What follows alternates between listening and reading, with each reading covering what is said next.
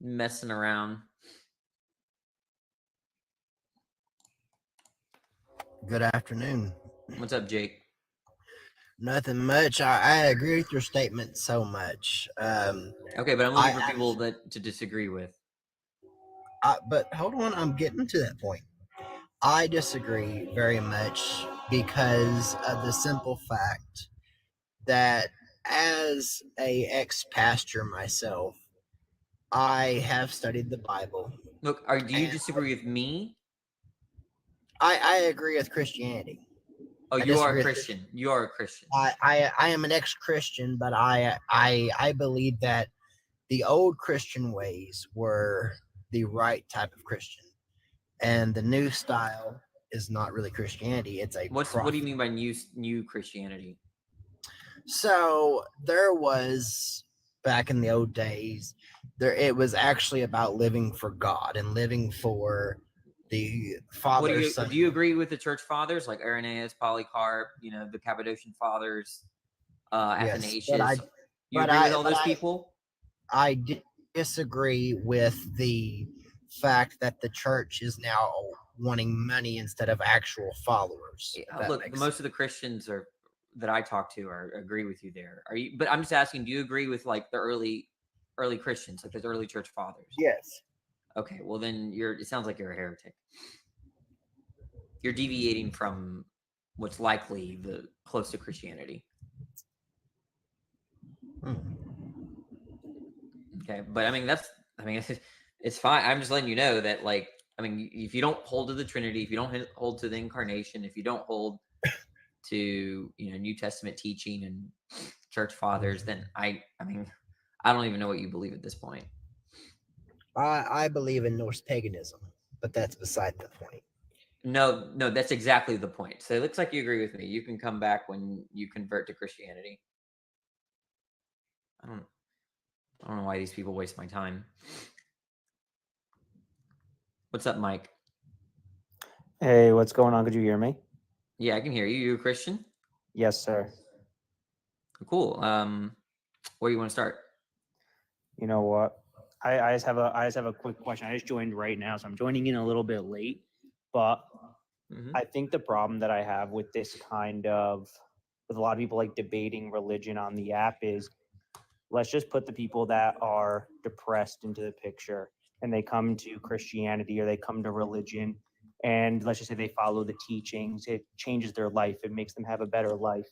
And they come onto TikTok, and that there's people bashing it, trying to crush their spirits, let them think what they possibly were saved from, think it's stupid, and they come back into some sort of depression. I'm just curious, how do you guys feel if, let's say, Jesus saved someone's life and then you guys come in and crush their spirit? I'm just curious. Okay, well, first of all, this works both ways. There are people that are depressed because they're Christians. Okay, there are people that are not doing well because of certain moral commitments that they can't figure out how to uphold. For instance, certain sexual inclinations that they have to suppress that I don't think are like sinful. So it works both ways. To the people that need Jesus to like cope through life, I don't stay Christian. I don't have a problem with that. If you can't handle what people say on the internet about your views, you probably shouldn't be on the internet. Yeah, no, I agree with that. You don't have to look at the internet, but I'm just saying, like, there's no remorse or anything like that? Because I know a lot of people on the app, they want empathy. I typically have remorse when I do something wrong. Yeah, like, I mean, you don't think that it's wrong where if someone openly came out and says that, like, Jesus saved my life, and you're like, nah, that's dumb, and you're done. No, I've had people come up on my life and say that, and I say stay Christian. I've done that because if you need Christianity to like live literally, please stay Christian. I have no problem with that. Yeah. Okay. Then I guess we agree. Okay. Is there anything you want to say? Anything else? No, I just joined in. I'm just listening in. I've never actually joined a live before. I just think the religion debates, I think it's just like, it's an interesting one to me. I'm just seeing them all over my For You page. And I think that, I feel for the people that maybe recently came to religion and it helped them, and people come in and bash it. I just feel for them. That's all. Yeah, it depends on what you mean by bashing, right? Like, I mean, people say like, I mean, Is this bashing? Do you think when I say it doesn't make any sense, it's bashing? I think that's your opinion, but I think it just depends on how people are saying it. You know what I Yeah, mean? you're on my live criticizing me, so I I'm mean, not maybe you don't know me. I'm not criticizing. I'm just, I'm not being an You asked me asshole. if I feel remorse for what I do, right? Yeah, I just think if you crush You someone's should know feelings, what you you, feel you bad. should understand what remorse means, right? Like you're asking me, do you feel bad for what you did? Because implying that I did something bad or wrong, right? So you are criticizing me. I mean, I guess if you want to look at it that way, I guess I'm just trying to give it a different perspective. That's all. I'm very aware of the perspective that life is harsh and religious commitments and communities can be an opium for that, a Yeah. painkiller. Yeah, and I acknowledge that. I only bully people that are mean or dishonest. I don't bully people because of their Christian views. No, I think that makes sense. I was just curious how people may have thought about that. That's all. Yeah, no, it's something to think about. It's not something that we are to ignore. I mean, religion can be a copium. I think that should be acknowledged. All right. If you have anything else, No, that's it. I cool. appreciate that. That was a All good right. Bye, answer. Mike. See See you ya. later.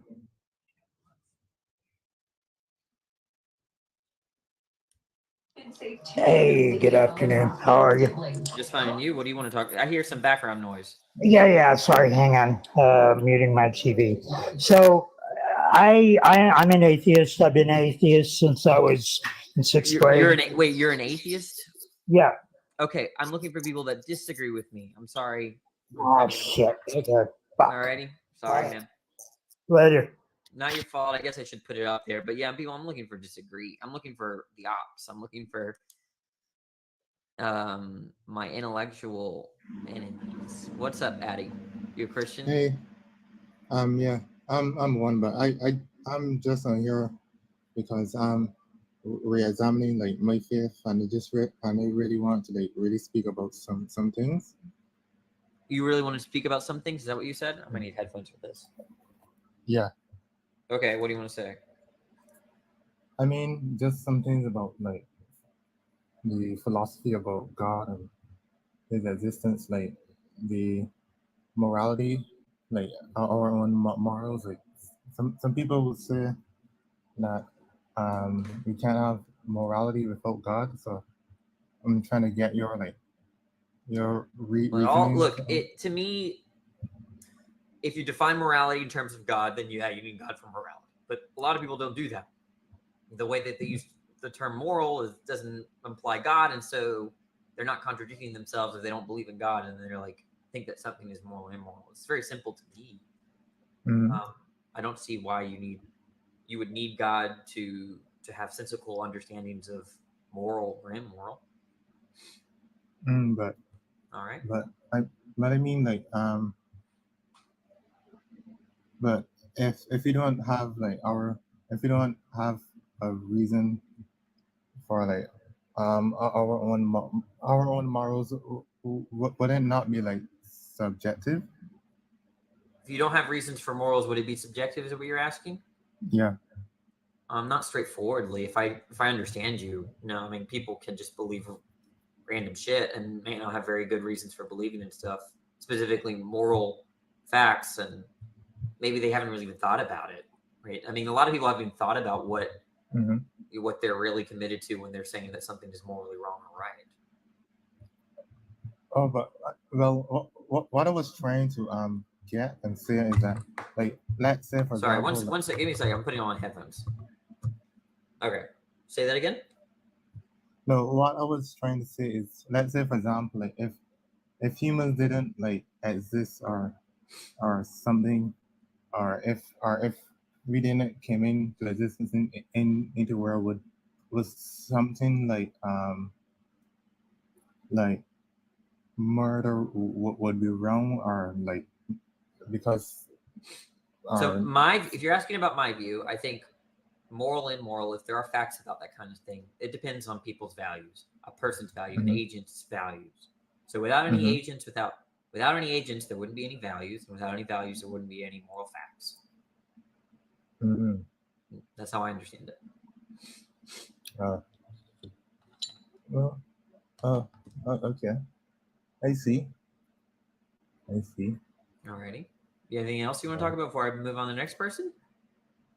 Um, like I was watching your live before, and I've seen you spoke about like the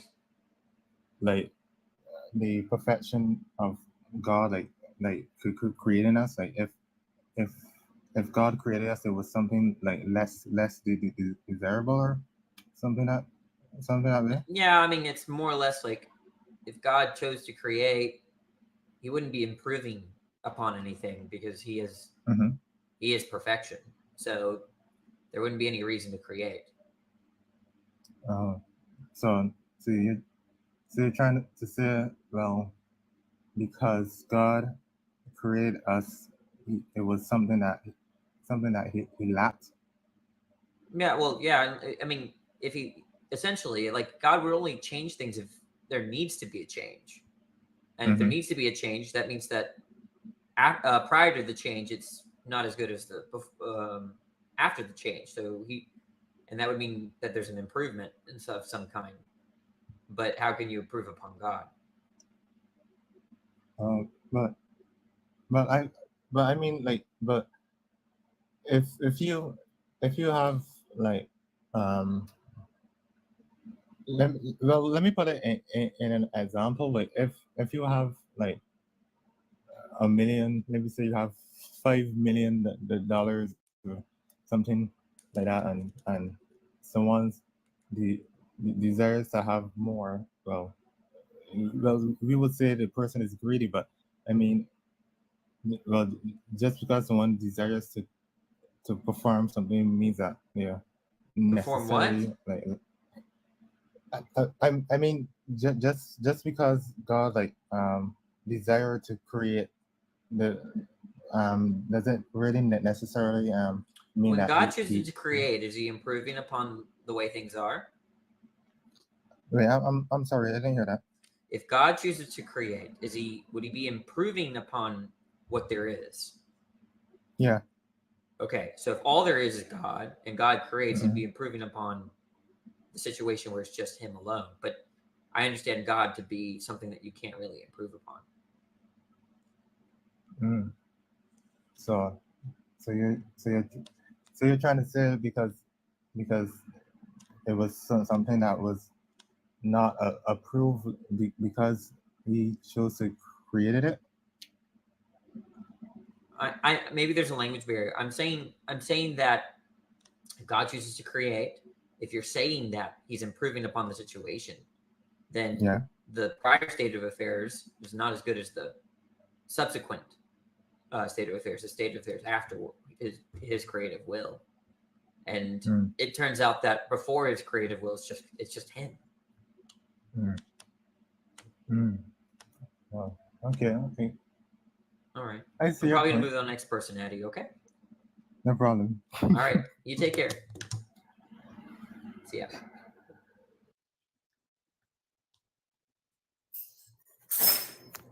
What's up, Chandler? How's it going, Danny? How you doing, man? No, I'm fine. What do you want to talk about?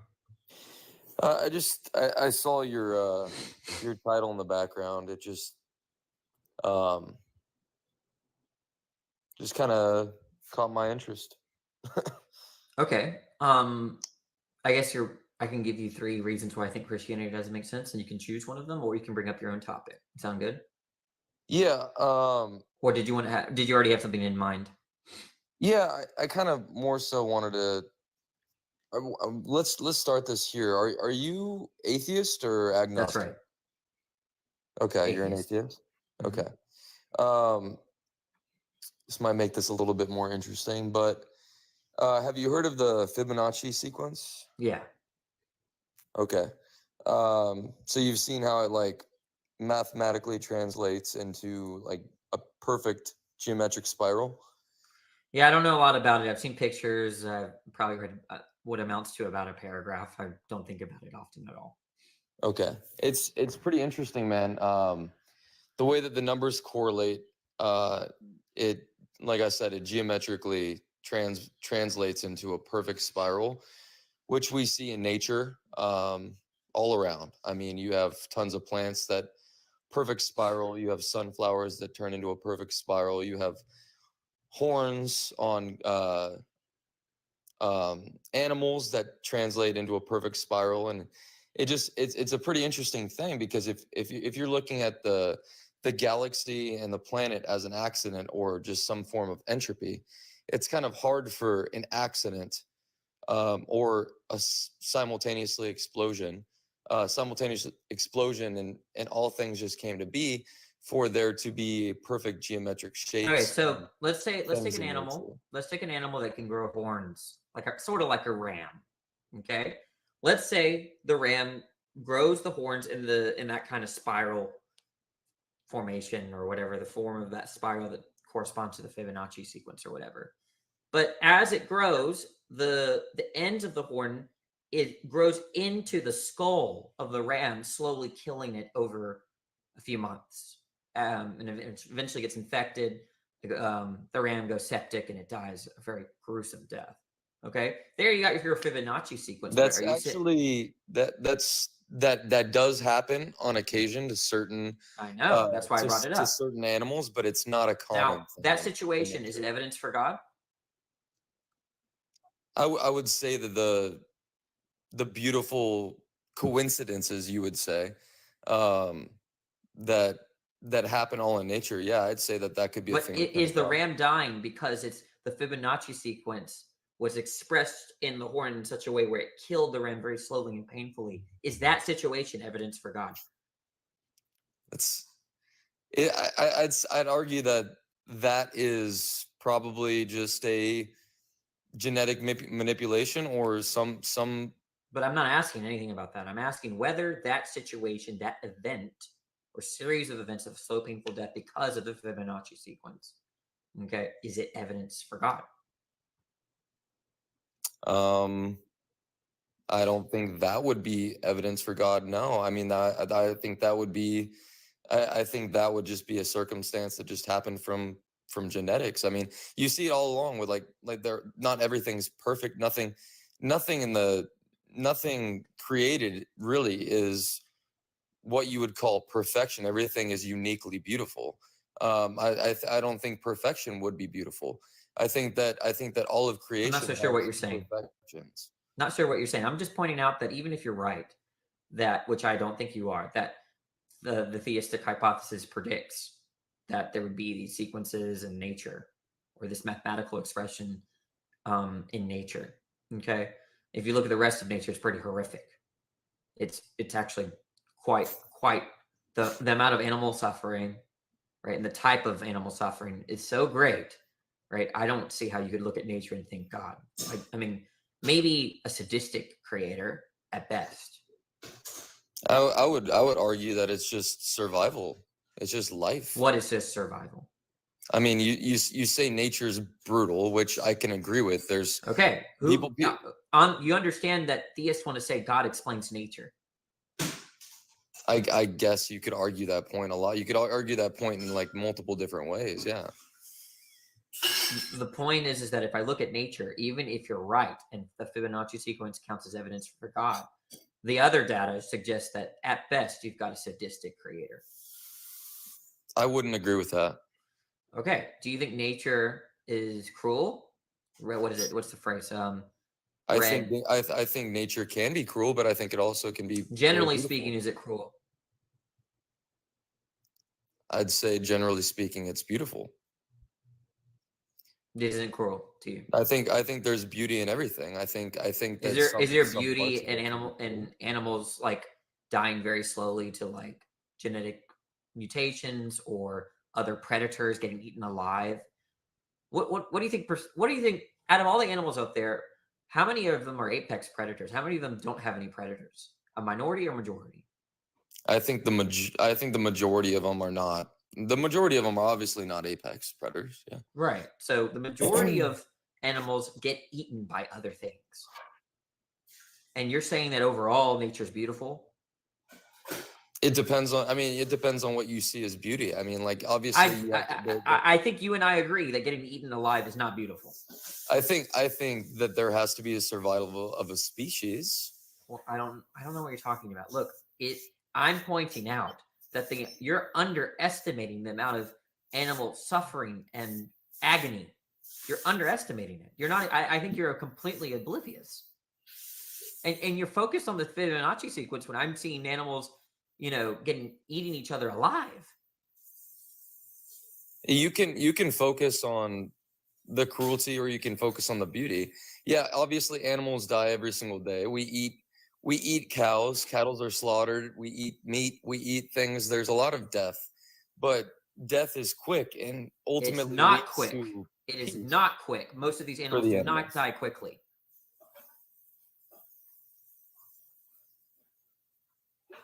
Okay, well, death doesn't last that long. I mean, you can look at things from the negative perspective or the beauty perspective. To just sit here and say that life Do you think is Hitler? Do you think? life is Do you ugly think Hitler and was a bad cruel and guy? everything's bad. It's Do you just think Hitler? Do you think Hitler was a bad guy, Chandler? absolutely. Oh well, he promised everybody in Germany bread. In fact, he improved the economy for a few years. In fact, if he died in the mid-30s, he probably would have gone down as a very good leader by the German people.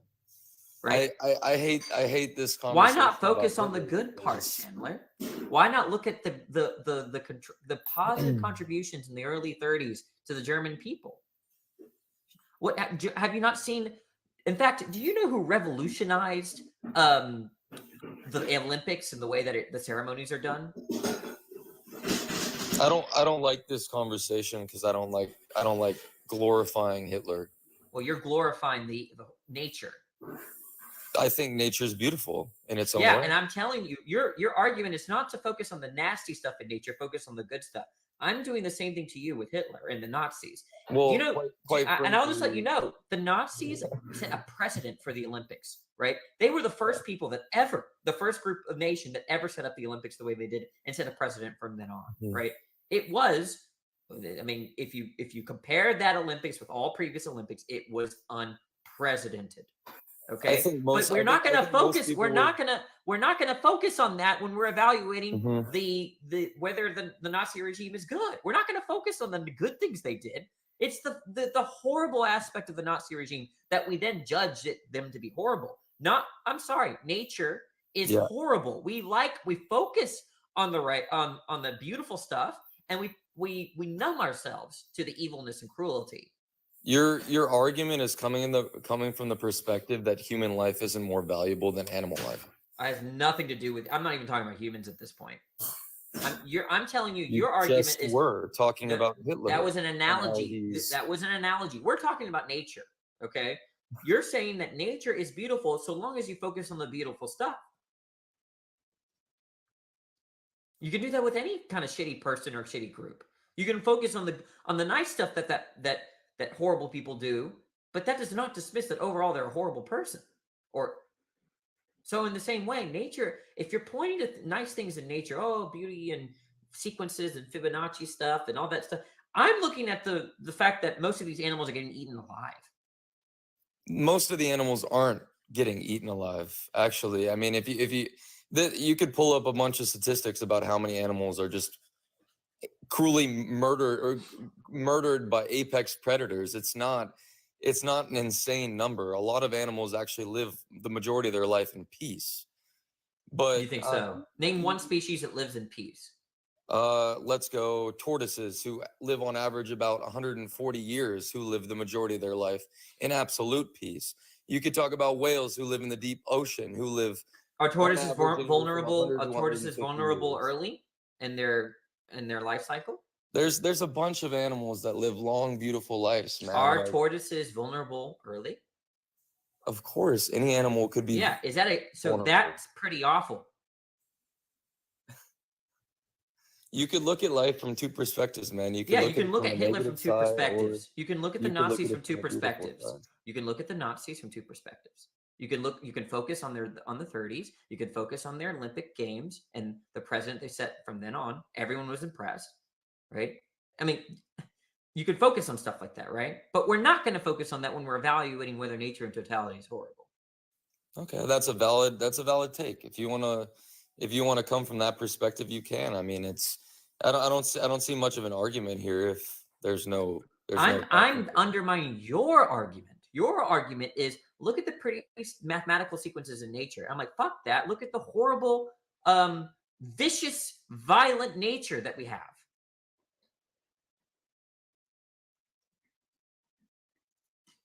There's two perspectives to look at. Are you going to say that about the Nazis? No, because we can all collectively. It's a double agree that the standard at this Nazis were point. bad. It's a double standard. You're ignoring the shitty stuff in nature, right, for the nice stuff, and then saying it's all nice. Why don't you do that for humans? I could argue that you couldn't have beautiful good things if there weren't bad. There wouldn't. You can't have a Well, perfect. world. that would be a stupid claim. You can't have a perfect world. Why not? I mean, honestly, if you're coming from the Christian perspective, which is another kind of triggering thing, right? Like, I'm coming into this conversation. Can there be from heaven? Can you let me finish real quick? No, answer my question. Can there be a heaven? Absolutely. Is heaven perfect? Can I please say something? Is heaven perfect? Can I please say You something? can go and answer the question, and then you can say what you want to say. Is heaven perfect? Absolutely. All right. So there's no problem in having a environment that's perfect. Go ahead and say what you wanted to say now. Okay. So God intended for the world to be perfect, right? Oh, it failed? No. Oh, he succeeded. We failed. Did God succeed in what he wanted to do?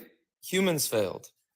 Look, are you saying, look, you're not thinking about what you're saying. You said God intended to have a perfect world. That's the same thing as saying God tried. Does God try? No, ultimately, God is all-knowing. He knew what was going to happen from the very, very start. Did which God try to is have the a perfect world? baseline Chandler, did of God all of try the to have a perfect? arguments. Did God try to have a perfect world? He let us have the capability of having. I a didn't perfect ask that world. question. Stop. I'm asking for your address. You're giving me your phone number. Don't do that. Don't change my question. Okay. The question is, did God try to have a perfect creation?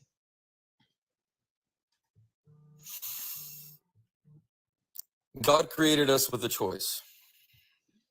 That's not what I asked. Obviously. Don't be dishonest. That's not what I'm asking. Stop changing my question. The question is, did God try to have a perfect creation?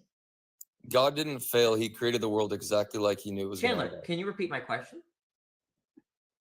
That's the answer to the question. Yeah, I didn't ask for. No, look, why do you answer different questions? Why do you do that? Are you just naturally a piece of shit? Humans are the thing that fell short. Yeah. Did Not I ask God. anything about that, Chandler? No, God created us. What, We Chandler? were What his did I creation. ask? What did I ask? Can we have a civil conversation, or are you going to be condescending the whole time? I'm going to be condescending if you dodge my questions.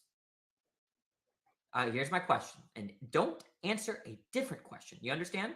Okay. The question is, did God try to have a perfect creation?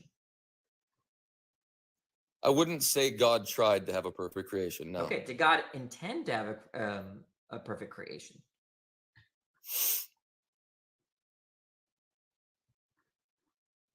Based on the Bible, God created us. Are Yes. you answering a different question, Chandler? Did God? You said it earlier. Now you're realizing what you said. Did God intend to have a perfect creation?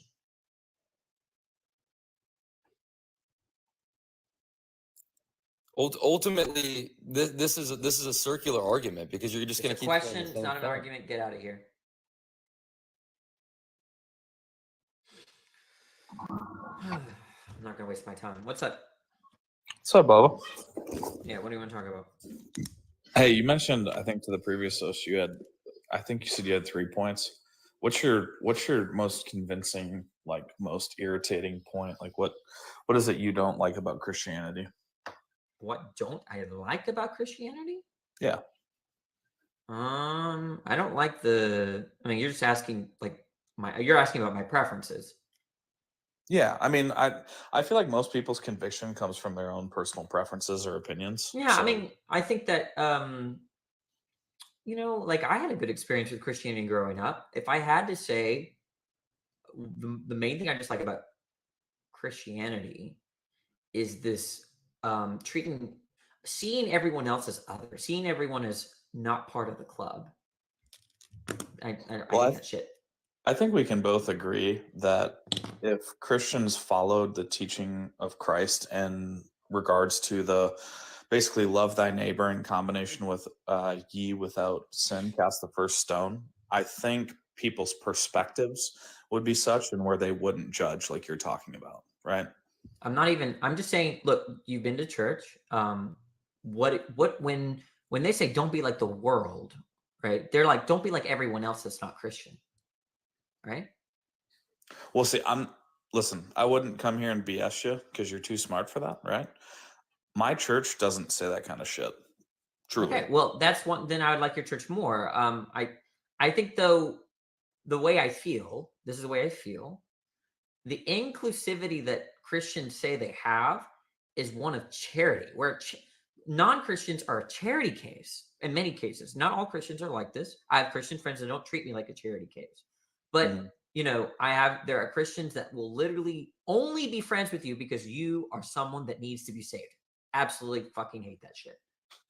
I mean, I'll be honest with you. I've handled people with kid gloves that I know have trauma. Just because I feel like if you don't handle some people like that, then you come across as trying to help for the wrong reasons. So like I can understand the perspective of like portraying charity.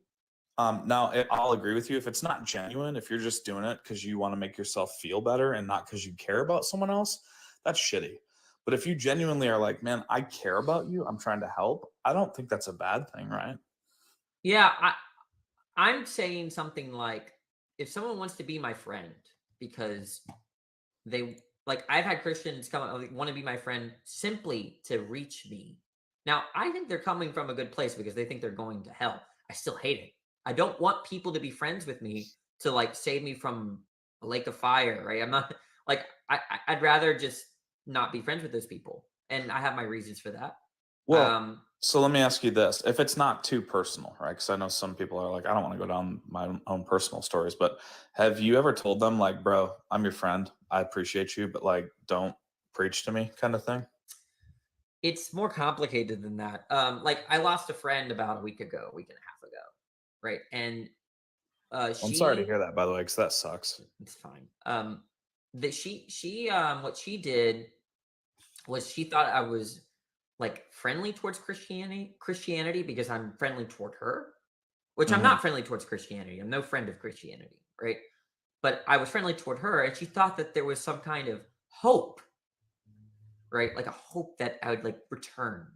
And then when she kind of realized that I'm no friend of Christianity, right?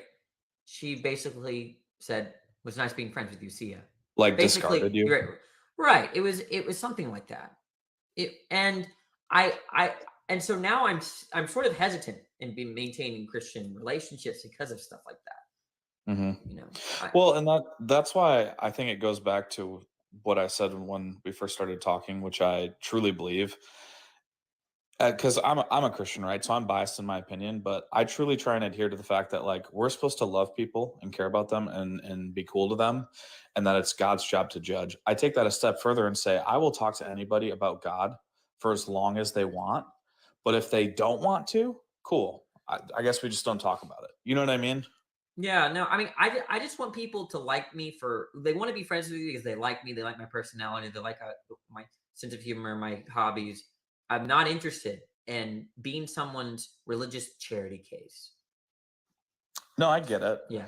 I mean, to be fair, for people, and not all Christians, right? But for Christians who are what I would call like really enveloped in their faith, you may never be good friends with those kind of people because if like that's what they subscribe to on a daily basis, of course that's not going to work for you and them, right?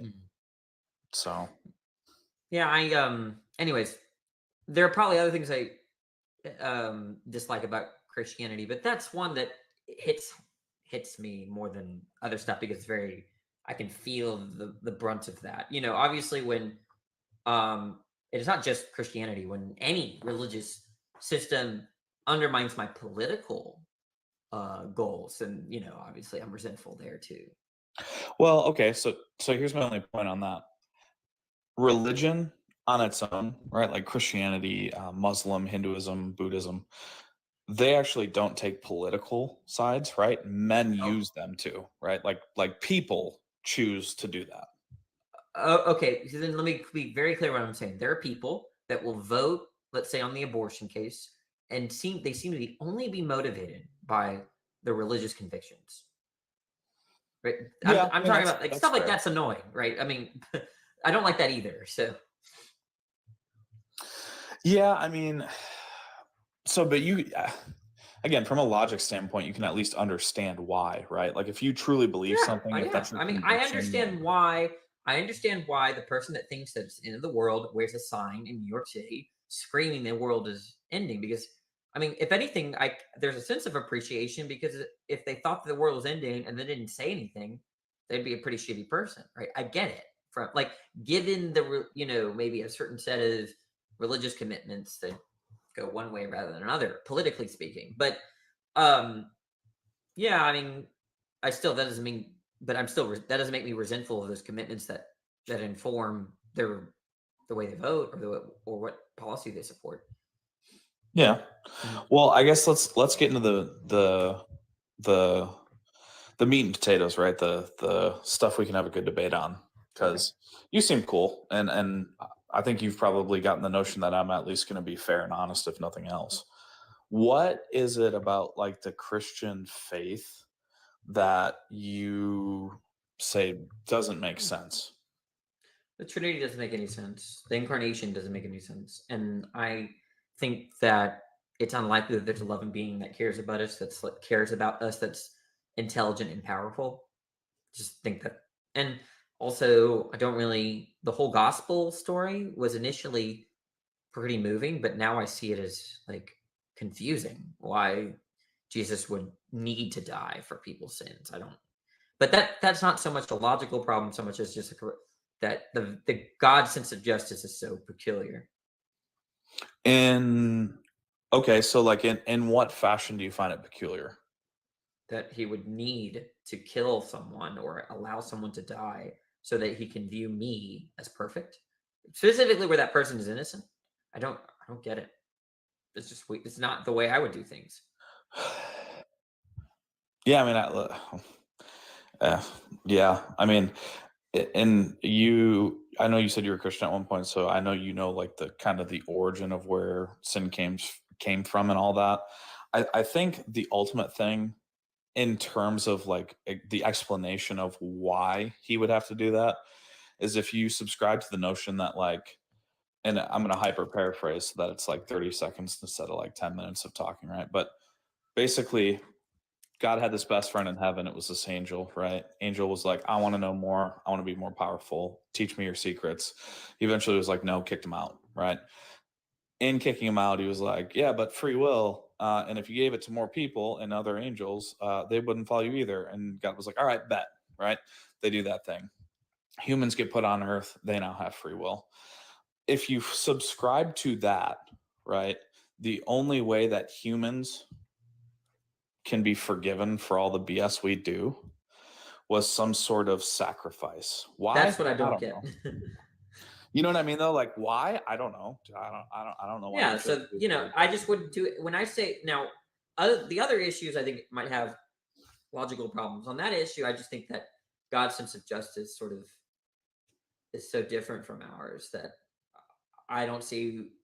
I think that people are moved from the fact that someone would die for you, but if they really think about why they need to die for you, I don't think we have a good answer to that. Well, and here's the real question, right? And again, this I say if because I believe it, but I recognize like atheists don't, and people in your chat probably won't.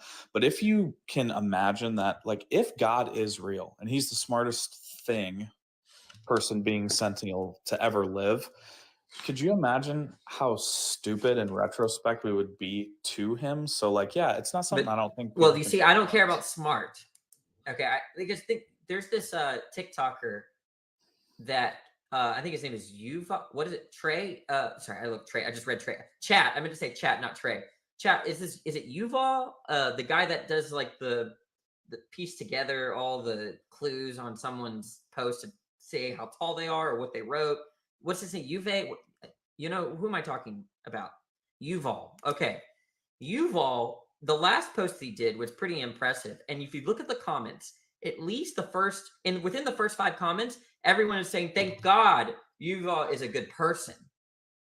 Okay, why? Mhm. Because he's got the smarts. But you could be a smart person and be a shitty person. You can be a smart person and be a great person.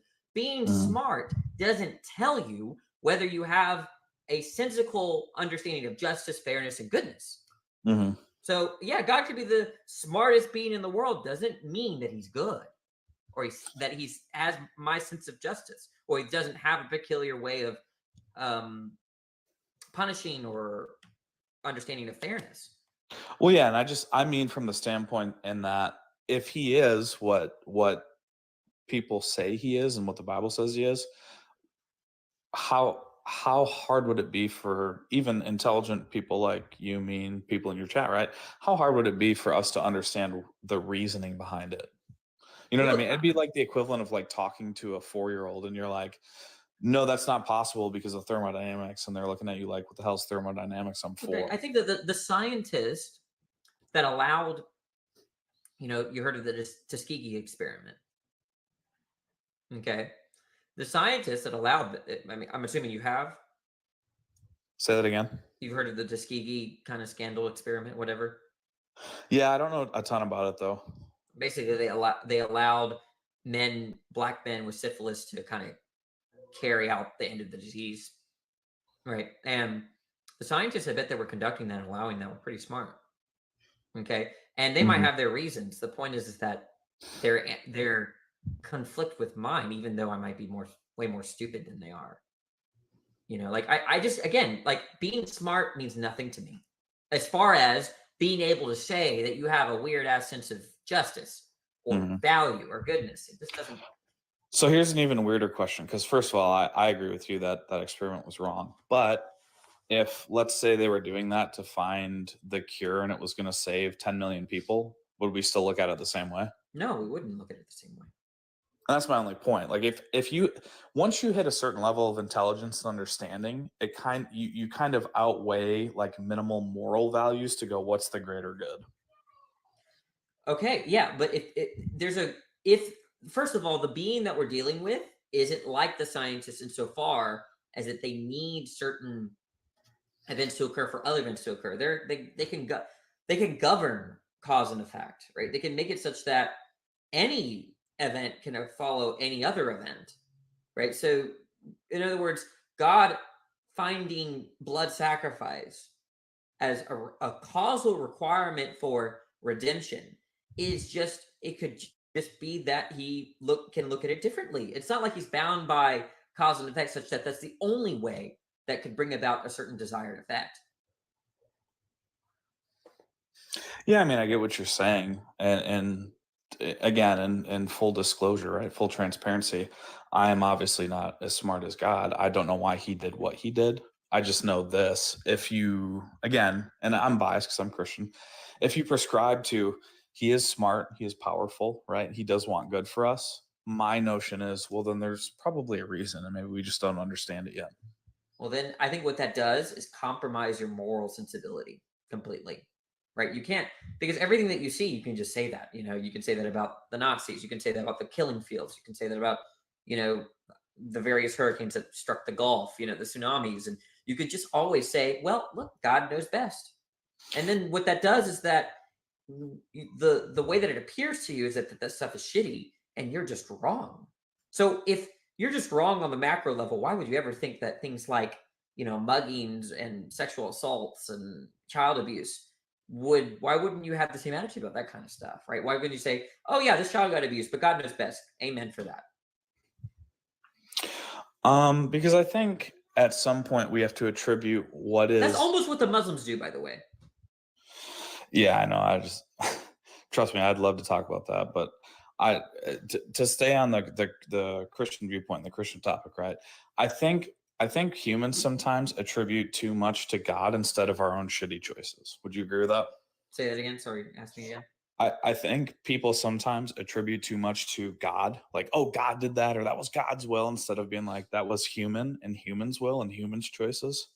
Kind of like scapegoating. God has to, everything that happens, God has to intentionally allow.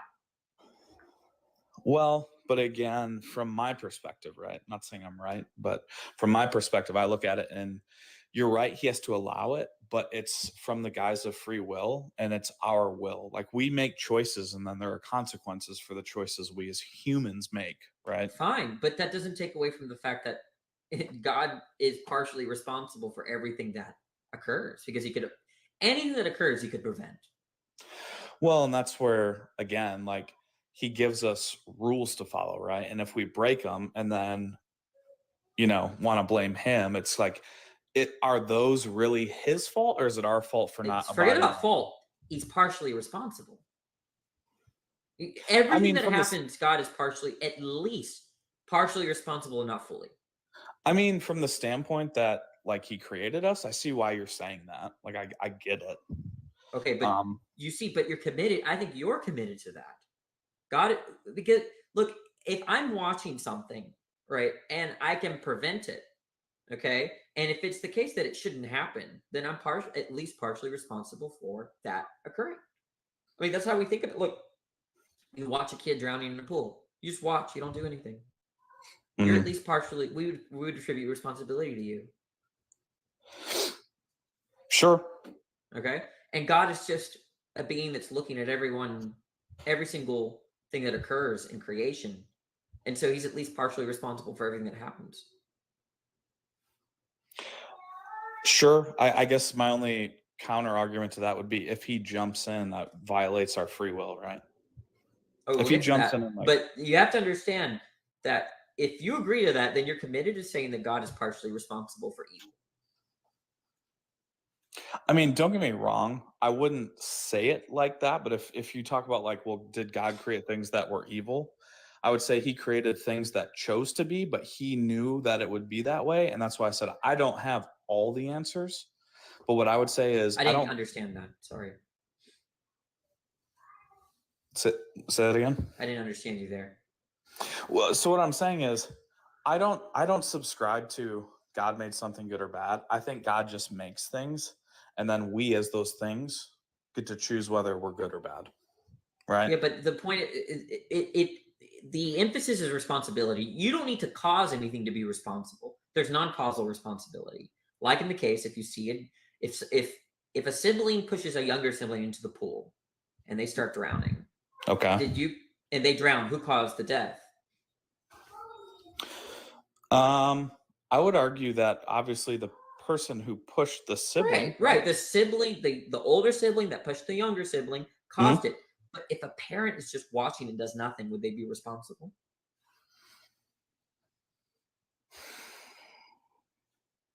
I mean, yeah. In this example, so you can have responsibility without causality.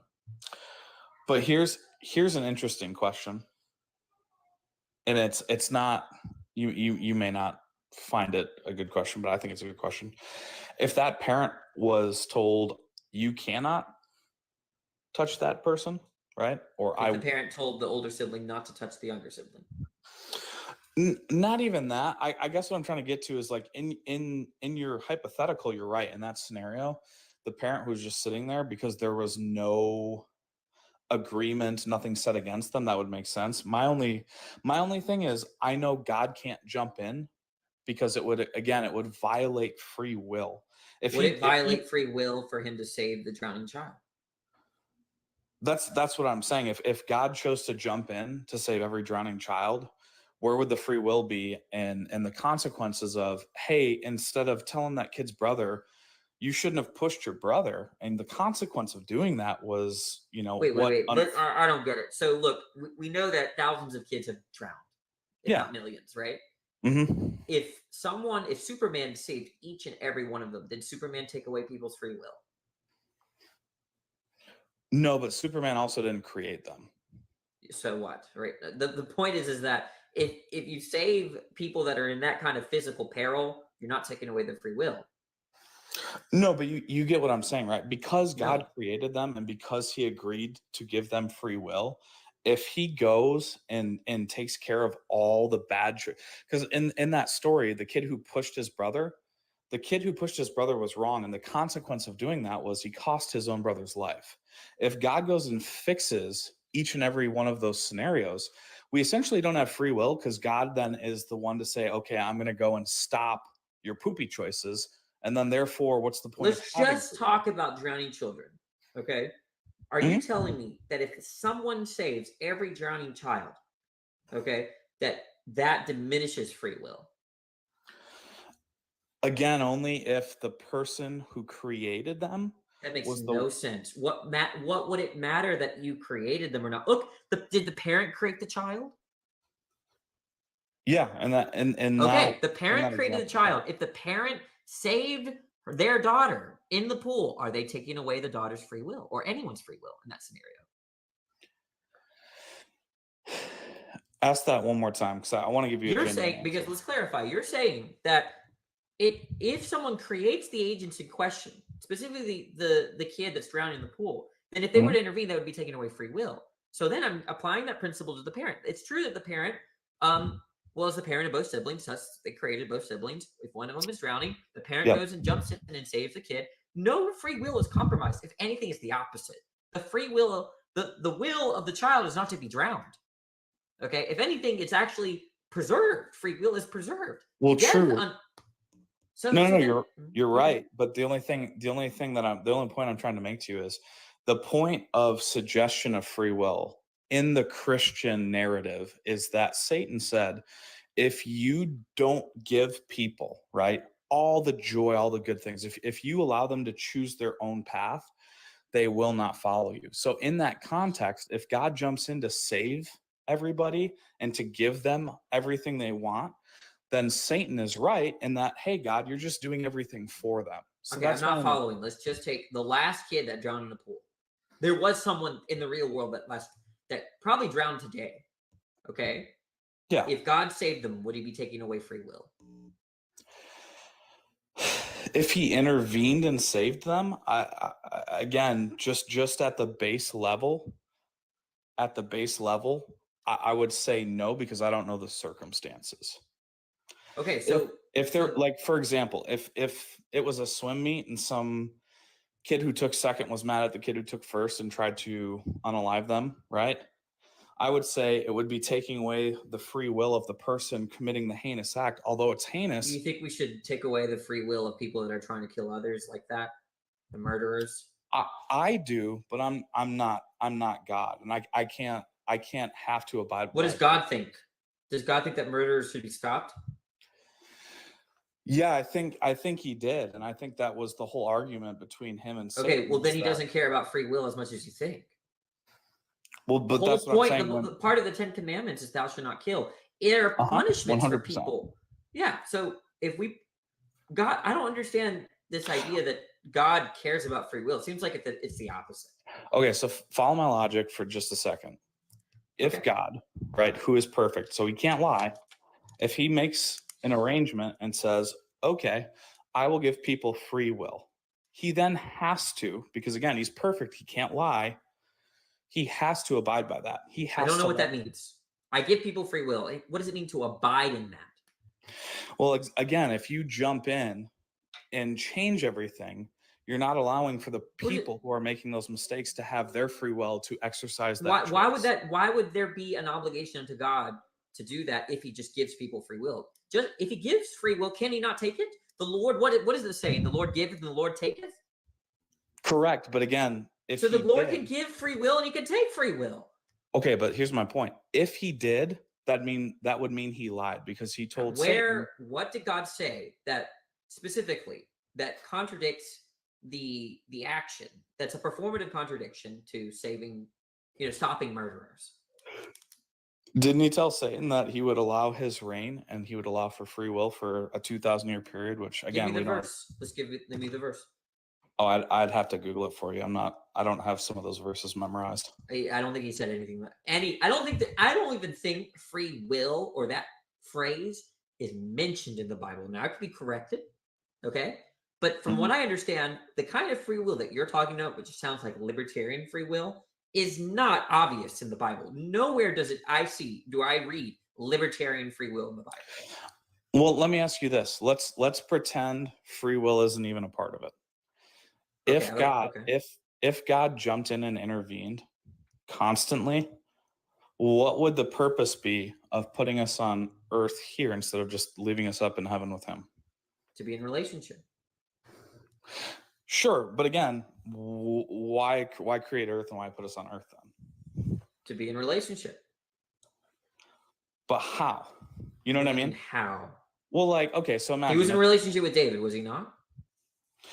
yeah, David, Okay, Moses, stuff like that. That's why Um, I'm look, I'm not a Christian. I'm just this is what Christian Danny would have said. Mhm. Yeah, and the only thing I would ask is, but he could have already done that in heaven. So what's the point of earth? What's I mean, I don't really again to be in relationship with people on earth. I mean, I don't know what you're looking for. What do you think the answer is? Well, like I said, I think earth truly, and you may And disagree, personally, but- I kind of sympathize with the question. I don't think there should have been an earth. I think it's just been heaven. But it beats me why God put us on earth when he could have just gone straight to the heaven. yeah, and that's why I'm saying though, like to me, God put us on earth, right? Oh, thanks, Parker, for the raid. Thanks to all my Parker holics. Go ahead and say what you're saying. Yeah, no worries.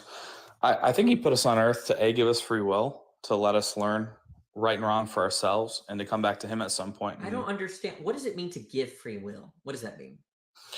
Well, so when God made the angels, right, they didn't have free will. They had Yeah, to, what do you mean by free will? Just to clarify. Well, I think so. I would have to Google it again, but I think the definition of free will is being able to act without intervention, right? Being able oh, well then God definitely doesn't care about that. Right? He literally allows slavery, he allows all sorts of stuff that impede people's wills. People's wills are constantly impeded and obstructed. It seems like God definitely doesn't care about that. Well, again, though, but those are choices men made, and if he jumps in and Fine. intervenes, there wouldn't be free will. No, if he jumps in and intervenes, he preserves free will. No. But men are all given free will, and he's going. You can choose to unalive each other. You can choose to live in peace and harmony. No, he can says you choose to have- shouldn't do that. No, correct. But what I'm saying is, you're taking out the human element, right? Humans are doing these things to each other. God's saying, don't do these things. Humans are Okay, going, fine. we're But doing what it. does that have to do with look? The point is this: you're saying God cares about people's will not being obstructed. That's what you mean by free will. For the will not to be obstructed or undermined. from him specifically. God. Why would is that saying- matter? Because what he's trying here's the tough part. What I'm trying to explain to you is God is saying, I could have made you, Danny, to worship me morning, noon, and night. I'm instead giving you free will. I'm not going to intervene. You go live your life, choose to be with me or not. That's what God's saying. Men, on the other hand, go, oh, slavery, I'm doing that. Unaliving, I'm doing that. You know what I mean? Men choose to do these things. Okay, but how does it undermine my point? You're saying that God cares about people's will being unobstructed, but then he allows things like slavery. How does that add up? Again, I'm not saying he doesn't, because you're right. I don't think he likes those things. What I'm saying is he has made a promise to not jump in and intervene to let us live our Was that lives. before Noah's flood or after? Okay, now that's a great point. That's one that's difficult to argue. The only thing I try and tell people when it comes to the Noah story is you got to remember fallen angels, supposedly, again, this is where you have to either choose to believe or not choose to believe, right? Because if you're taking the story, you're kind of leading the assumption that, okay, this did happen, right? Fallen angels were mating with man. God said, no. What about their free will? Say again? What about their free will? For men, yes. For angels, no. I'm talking about did God undermine, because earlier you said, and I didn't say I understood it, but you said something like God gives everyone free will, and for him to take away free will is to contradict himself. Which Yes. now, if you're sticking to that, then there was at least a performative contradiction when he flooded the earth. Yes, because angels were mating with humankind. and Okay, he so said, you agree God contradicted himself. He lied.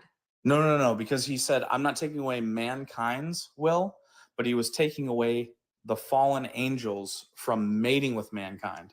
Did God kill all humans other than Noah's family? Yep.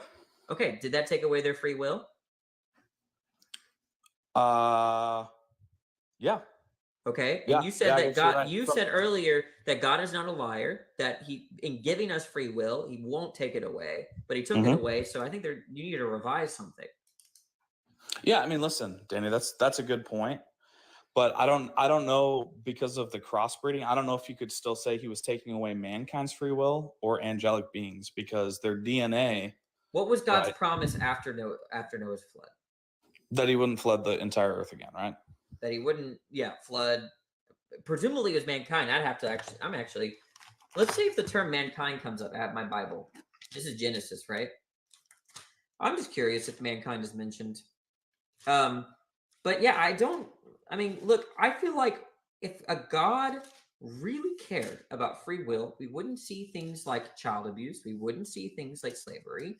We wouldn't see murderers or because all of this stuff, sin is little. I think Christians need to realize that sin undermines free will.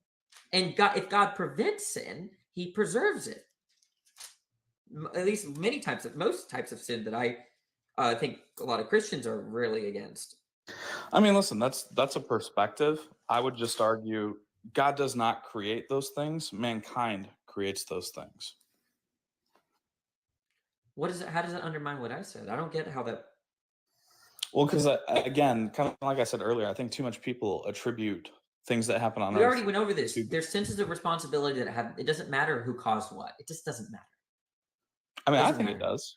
Okay, well then let's see if it matters. Okay, kid 2 pushes kid 1 in the pool. They start drowning.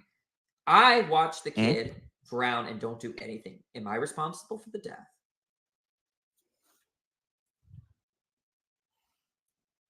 I think we said earlier, partially, right? At least, yeah. In fact, in many cases, people would say fully. Okay, because there's a difference between cause and being responsible. If the 3-year-old pushed the 2-year-old in the pool, the 3-year-old caused it, but they didn't know any better, right? Yeah, but remember what I said though. No, I You don't didn't remember what you said. create you didn't create those kids. What does it matter? Because again, if you were the creator of those kids and you said, I'm not going to jump in and remove the first brother who pushed the second brother, if I'm not going to remove his free will to choose to do that, then you ultimately would not do anything, because you're going, Wait, this is a what? consequence What is of I don't get this. So, in the end of the day, you agree that there's responsibility without causation. There can be that. responsibility without Causation. causation. The kid caught the 3-year-old pushed the 2-year-old into the pool. They caused them to drown if they do drown, right? The adults watching didn't cause that, but if they let it happen, they are responsible.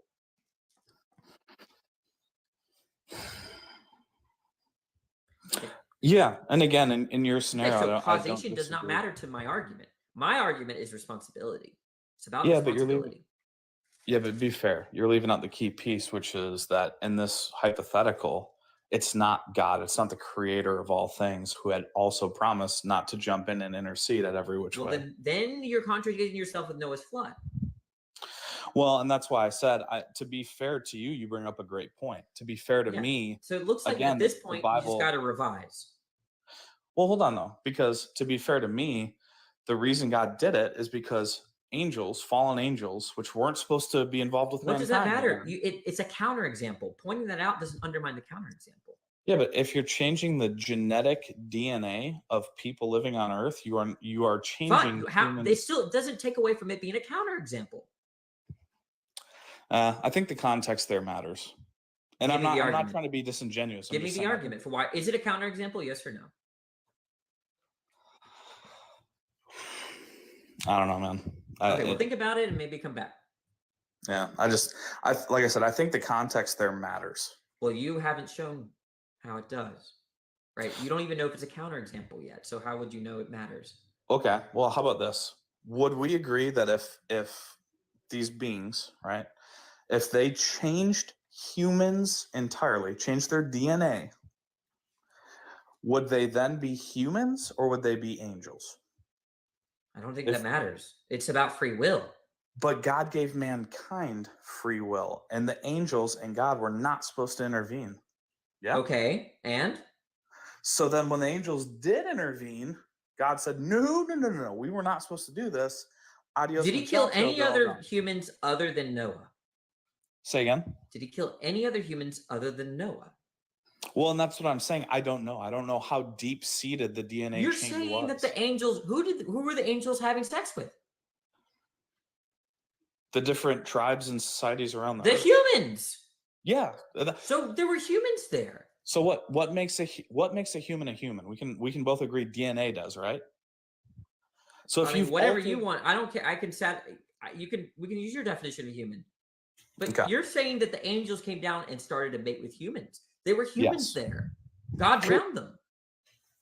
Well, again, this is where I don't know how long did it go on for 200 years? Were there humans left besides Noah? I don't know. And that's why I'm saying I think the context of this story matters. Because if the human DNA, apart from Noah and his family, were gone because the angels had bred for so long, I think that changes the context, right? Okay, so the Lord said, I will wipe from the face of the earth the human race I have created. That is Genesis 6.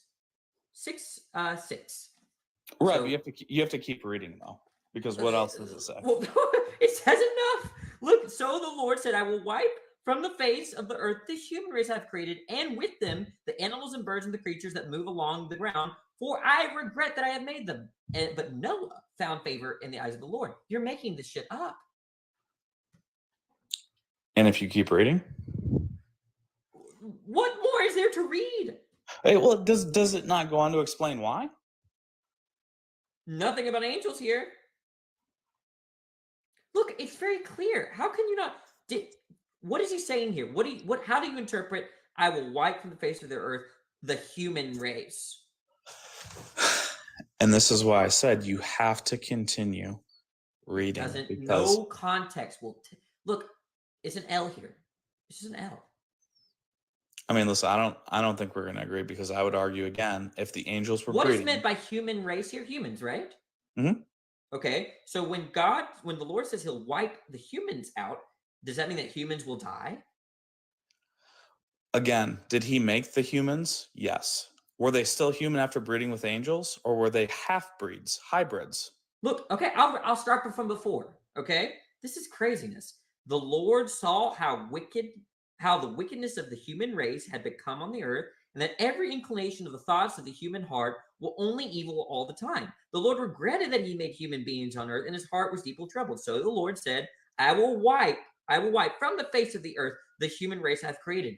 That there is nothing that supports what you're saying. When he said he was disappointed, right? Why?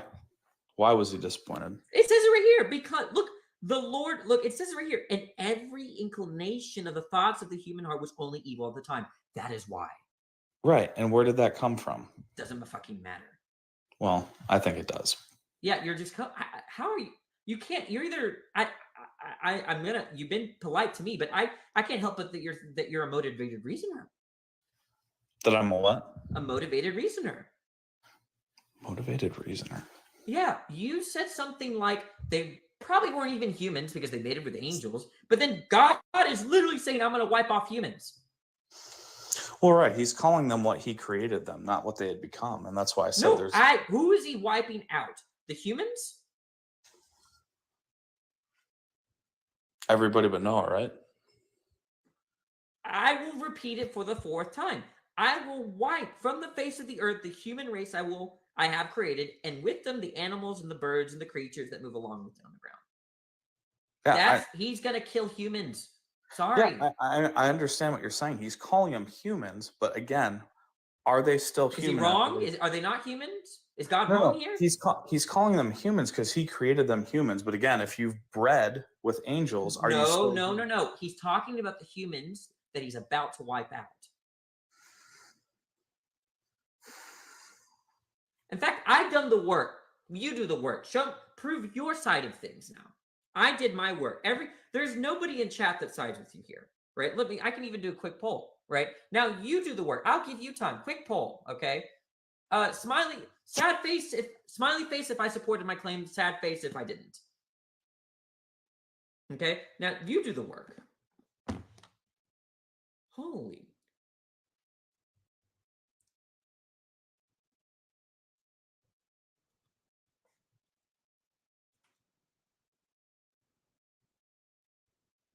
I mean,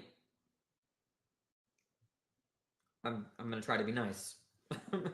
I everybody and their mother knows that God flooded human beings. I mean, it's just like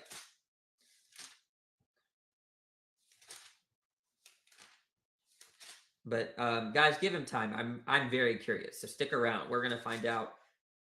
I think the smart you can probably hear the smart I think. Sorry, I didn't want to interrupt you there. No, go ahead, go ahead. And in Genesis, I believe it's 6. I'm trying to find it. I know it's in 6 somewhere. I think it's like 6:2 or 3 is where it starts. But We I'm can pretty read sure the it whole damn describes. chapter. We can read the whole damn chapter. Do you want to read from 6?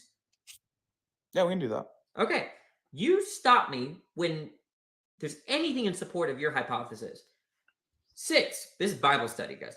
When human beings began to increase in number on the earth and daughters were born to them, the sons of God saw the daughters of humans were beautiful, and they married any of them they chose. Then the Lord said, my spirit will not contend with humans forever, and they are mortal. Their days will now be 120 years. The Nephilim were on earth in those days, and also afterward, with the sons of God went to the daughters of humans and had children by them. They were heroes, old men of renown. So there's what you're saying is that they started interbreeding. Yeah. Okay. Yep. The Lord saw how great the wickedness of the human race had become on the earth. So Yeah. at this point, the humans are still there. Yeah. Which is what I was saying, right? And really, really quick, so I don't want to stop you from continuing reading. But when you just said he became disgusted with the wickedness, that's the same way he described it when he said, I'm unaliving the rest of the humans. And he said humans because that's what he had created them as. That's where that disgust comes from. It doesn't fucking matter. The point is that who is he killing here? Who is he flooding? The what species? The race that remained from the interbreeding that you're reading. Okay, is he killing humans? Yes or no? Listen, and again, I'm being genuine here. I'm saying no. According to the text, is he flooding human beings? I mean, if you're asking, did he call them humans? Yes, he called them humans. But you just was he wrong? Well, he called them humans because he created them humans. But like you just read, no, who's he call? No, he's calling them humans because they are human. I mean, but you just read that they were interbreeding, so they're not. So the fuck what? Look, horses and donkeys interbreed. Okay, what does that make? Mules. They're mules. Does that mean there are no horses or no donkeys? I mean, respectfully, I would call them mules, right? So would you. Are you really not getting this? Are there horses? Mm-hmm. But no, they're not because horses and donkeys interbreed, Captain. There are no horses because they're mules. That's what I just said. I would call them mules. Okay, I'm going to say this really slowly. Is it stupid to say that because they're mules, there are no horses? Oh, that there are no horses? Yeah, because they're mules. Okay, now I heard you. No, yeah, Okay. Of course. I would agree with that. That's what you're doing. Your reasoning is that because they interbred, there can't be any humans. But do you remember when I said I don't know how long it happened for, but if it happened for 100 or 200 years? How long have horses and donkeys been mating? No. I'm not talking about horses and donkeys. I'm talking about the Nephilim that mated with humans. Yeah, that's great. How long have horses and donkeys have been around for thousands of years? Mules have probably been around for thousands of years, if not hundreds. Okay? Doesn't matter. They all three exist. And It's consistent with the text to say they interbred, they were humans, and God saw that they were evil, and he killed them. It's very simple. All I'm proposing to you is that I don't know how long the interbreeding went on for. Why does that matter? Tell me. Let's say it was 1 billion years. They interbred for 1 billion years. How does that support your point? Because, Danny, if there were no more genetic humans left except for Noah. No, right? That's your dumb inference. Right? You can't infer that they've been breeding. You cannot infer because they've been breeding. You cannot infer that because they've been breeding a long time that therefore the two different species no longer exist. You cannot make that inference without evidence. Danny, did it say how long this happened for? I'm arguing that it doesn't matter. Okay, I'm arguing, right, that it does because again, if God was saying I'm disgusted because there's no more humans because it's all interbred DNA. Wait, say that again. Interbred. No, say your sentence. I'm saying that if God said he was disgusted because it's all inbred DNA, He didn't say that. What does the text say? Does this text Well, say you- that he found humans to be evil? Does the text say that he wanted to unalive them and flood them? Yes or no? yeah, I've already told you that he used So the what word is there to human. argue? This is the hill you decided to die on. Yeah, Danny, I'm still trying to die on it, but you've got to provide a little bit of understanding to the context of what I The told you. context which is there. I read the entire damn chapter. The context does not support your claim. Well, Your claim is that there are respect- no humans. Your claim is that there are no humans, and No, you're no, trying no, to no. infer that there are no are there humans at the time of Noah's flood, Yeah, clearly, Noah and his family. but other than Noah and his family. I don't know. I've said that like 2 or Okay. 3 times. Okay, so then how do you interpret this? We read the entire damn chapter. You have all the context. So then, Well, respectfully, given- we didn't. Did we read the whole chapter? sorry that it was sectioned off. There are 2 sections in that chapter, but Yeah. we could read the last that last half, and it won't matter. That section doesn't matter. Okay. In fact, if anything, I'm skimming it. I don't see anything that would support your claim. So the point is that we've read the relevant part, the Mhm. entire relevant part. Now Mhm. that you understand the context, what does it mean to say when the Lord says this? I will wipe from the face of the earth the human race I have created. Tell me what that means. Any of the humans that disgusted him by mating with the fallen angels. So they exist. Who exists? The humans that abated. Yeah, with hybrid DNA. Yeah, that's 100% accurate, and Wait, that's I why didn't say. Wait, you're adding that last part. Where did you get Yeah. the last part? I got the last part from the context of why God was disgusted with the remaining Do horses human. have mule DNA? I'm sorry? Do horses have mule DNA? No, but they have donkey DNA, right? Do they have mule DNA? I just said no, they have donkey DNA, right? A combination I don't of know. horse and I would donkey. need a biologist for that, but that doesn't add up. I am a biologist, Okay, they have. literally. Okay, well then I don't understand. The point is that you can have humans, right? Look at. I don't even know what to say. It's so clear there were humans at other than Noah's family, right? Listen, I'm conceding to you. I'm not trying to convince you. I'm trying to let you know why I'm thinking the way I am.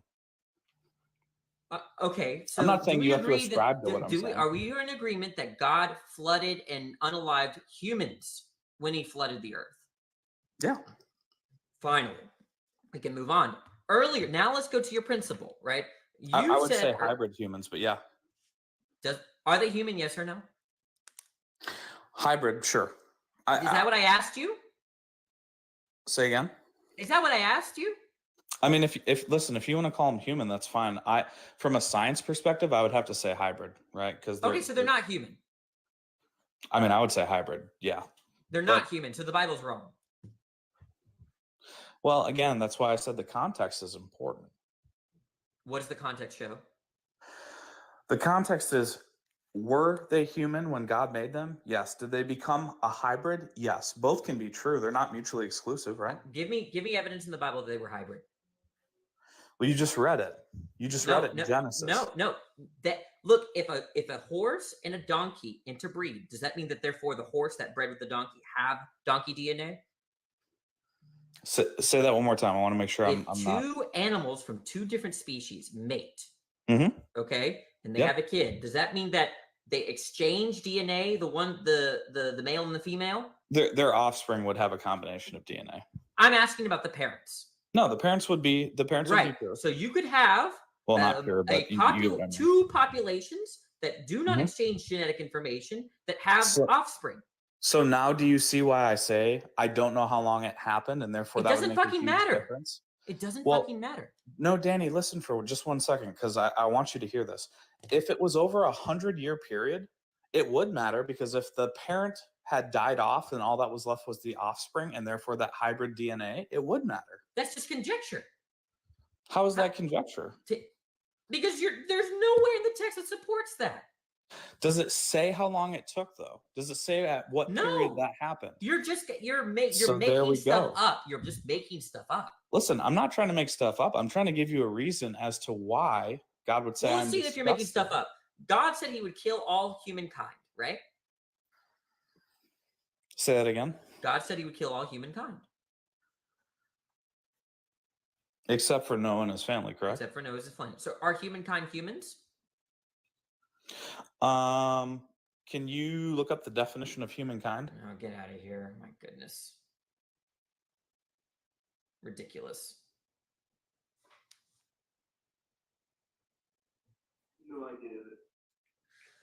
I'm done playing with you. Hey, what's up? What do you want to talk about? Yo, something. I've been listening for a hot minute, and you're just outrageous.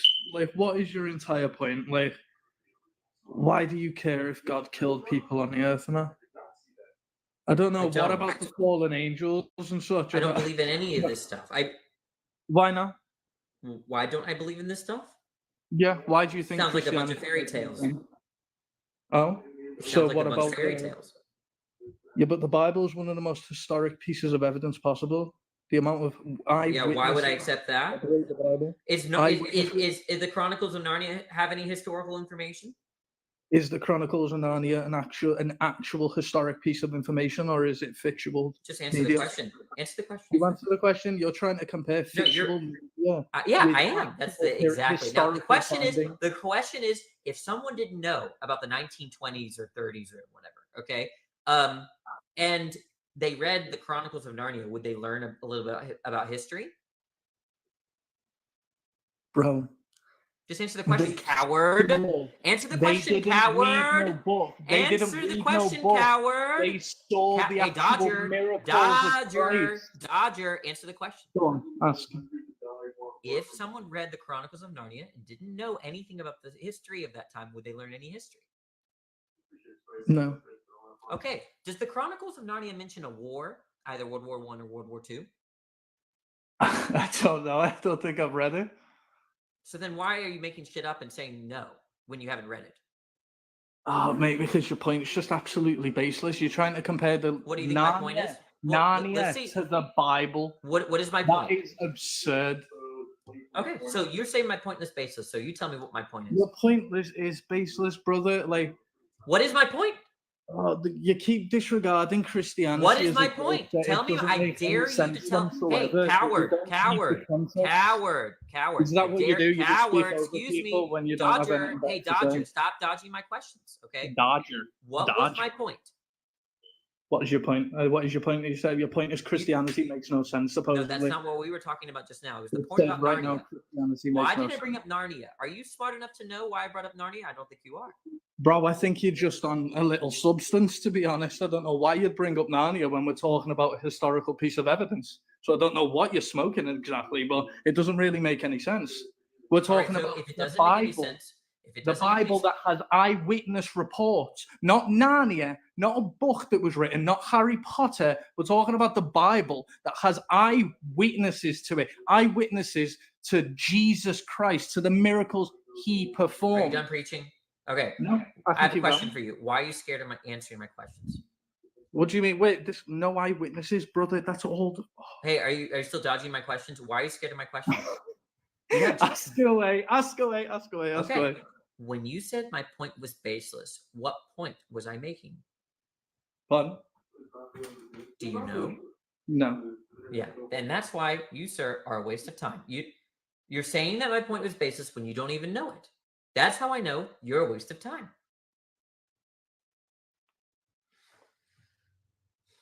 The point is that you can learn history from fiction. Hey, Danny, how you doing? Just fine. What do you want to talk about? Well, let's just talk about the whole Christianity thing.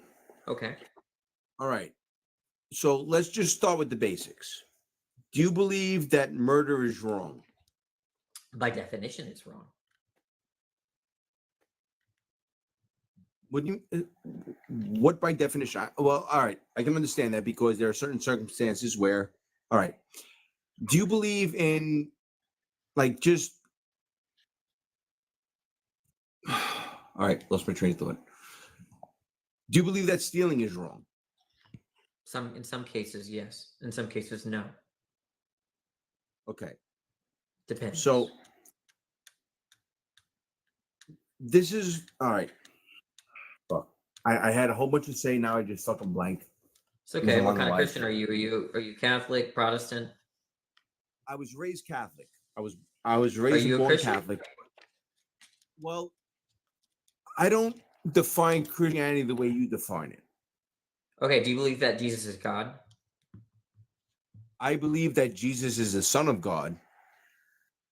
Yes. I didn't ask that. I didn't ask that question. Well, Jesus, God, the Holy Spirit, they're all one and the same. Okay, so Jesus is God.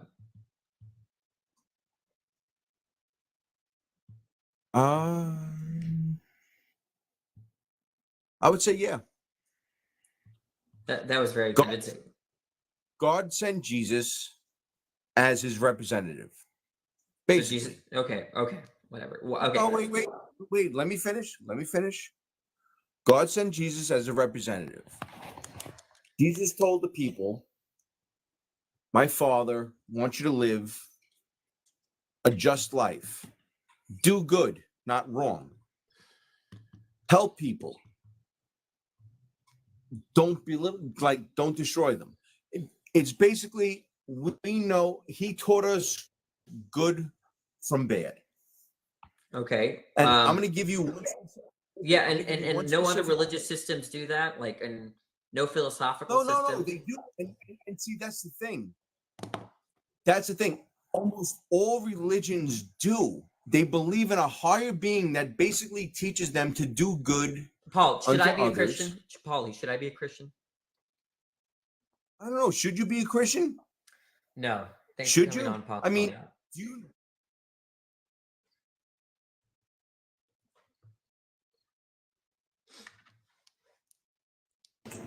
What's up, Josh? Dude, I'm sorry. I was washing my dishes. Let me put an AirPod in real quick. No problem. What are your theological beliefs? Do you Theological believe there beliefs? is a? I don't believe in God. Yeah. Do you believe there is a God? No. A God at all? No. Okay. Where do you think creation started? Creation started. You mean, I mean, where like, we the can- natural we world came can- from? Yeah, I mean, like, we have an age for the universe. I think it's 13.77 billion years old. So, Okay. So it started. what do you then think was you the answered your own- creation of that? So you're asking what caused the universe to expand as the way that we observe it today? Sure. But what Okay, I don't know. what caused that? What was the cause? I don't know. Okay, so the understood atheist belief is that it was most likely like a vacuum or some sort of mesh net. I with don't a take lot any of particular view. mass. Honestly, it doesn't. I don't take any view on that. I don't really care. It doesn't matter to me in terms of whether God exists. Okay, so what do you think about the intricate design of the universe? That I think creation is such an important example that something always comes from something, reason comes from reason, life comes from life, love comes from love. There's not a single example we have in any other circumstance where something comes from nothing. And I think that if you're just willing to absolutely jump past that, that's intellectually dishonest. Okay, But so what are you asking? What are you asking me? do you? Gosh, I was not ready for this. I was doing dishes. That's fine.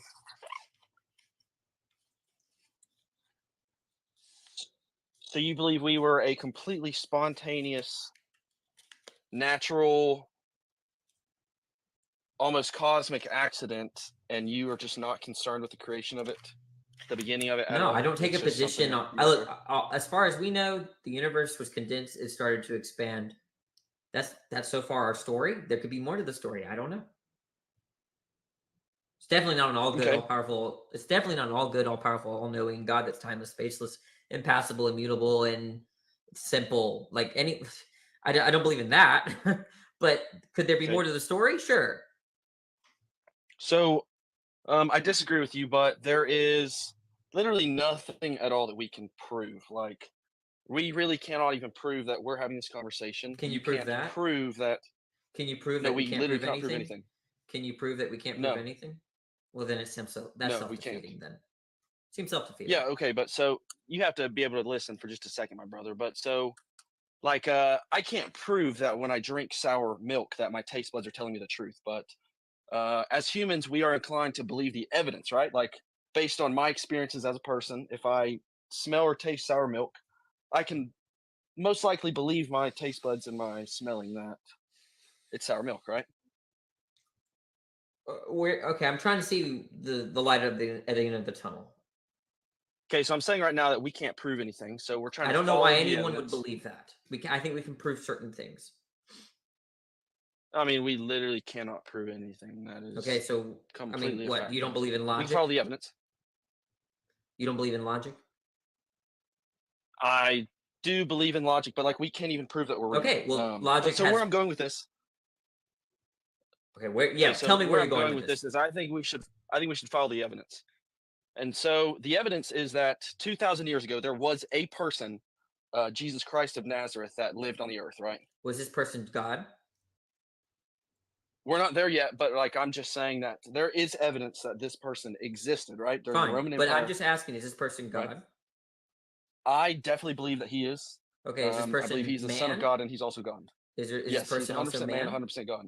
All right, 100% so man, 100% are God. men weak? Are men ignorant? Are men constrained by Men, their biology? 100%. Okay, so then how can you be a being that's constrained by a physical body but unlimited at the same time? Seems contradictory. Well, you're right. And so God decided to limit himself and bring himself into the flesh. So an Like unlimited being took on limitations. yes, he took on limitations. I can But see why so you threw out logic in the.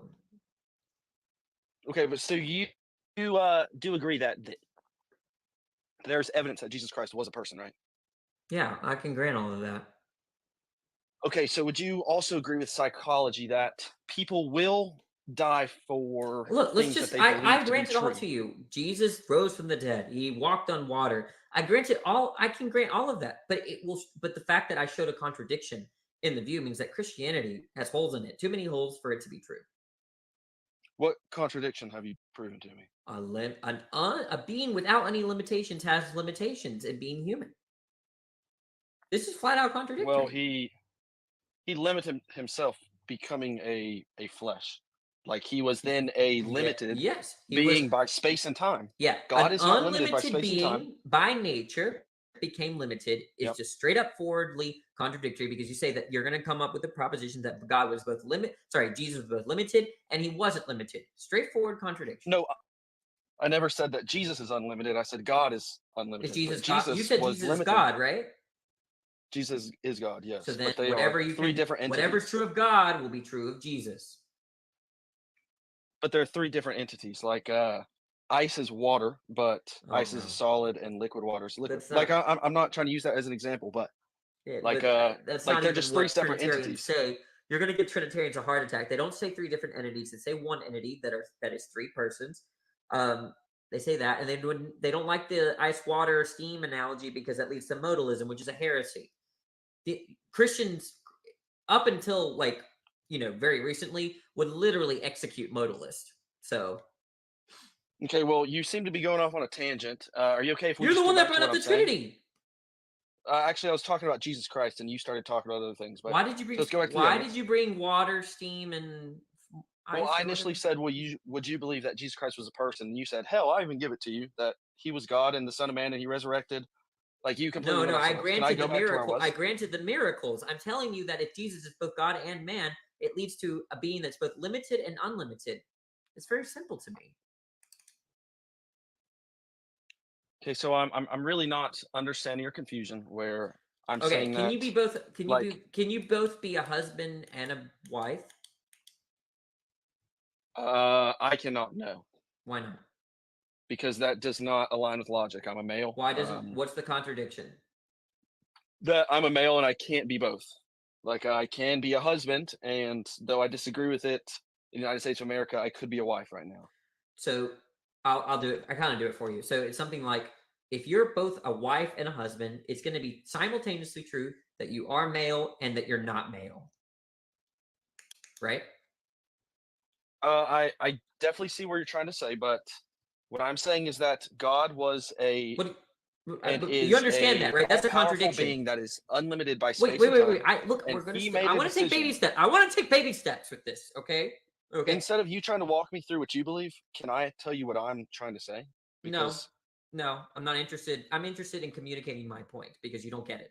Okay. The point is that someone can't no, simultaneously. your point is that I'm wrong and that I am hearing you that Yeah, but you I'm think I'm wrong, explaining but you to don't you tell why me why you're I'm right. wrong. Okay, I'll be ready then. Okay. Go ahead.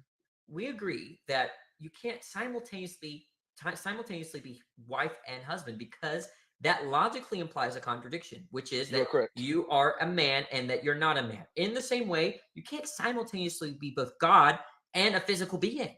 Yep, you are correct. Is it my turn? Yeah, go ahead. Okay, so I am not God. My name is Joshua. And so there are different limitations. And so God is an all powerful being that was in heaven. And he decided, for the sake of our potential righteousness, to limit himself into flesh. And to instead of saying- being out of space and time, he chose to put himself into space and time. Those are limits. Okay, so you agree it's contradictory. It's not contradictory because they were. You just said it was. You just when I asked you those questions, like, yeah, you're right. Because you asked me if I can be a husband and a wife, and I'm not saying that I can be a husband and a wife. I'm Because saying of that the con- God, which because is of something logic. that we It's cannot because fathom. of logic. Yes, because I am limited by space and time. Right. No, you're limited by logic. I'm limited because I'm a human. Like I am You're limited. limited. God It's is a not. logical limitation. Okay, well, Contradictory.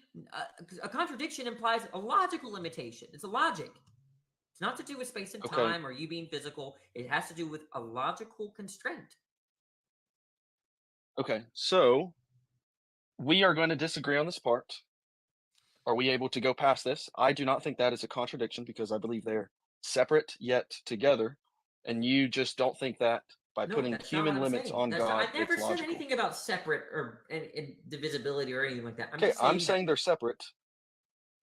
that's I'm not what saying I'm they're separate. saying. Okay, well, I listened to your point, and I was trying to explain What how is my my point's point? Give me different, the and point. yours. Give me. Why do I find the hypostatic union contradictory? Because by putting human logical constraints onto it, it is not possible. That's Which not I my, would That's agree. not my point. Try again. Give me the argument. that is. Give me the argument I gave.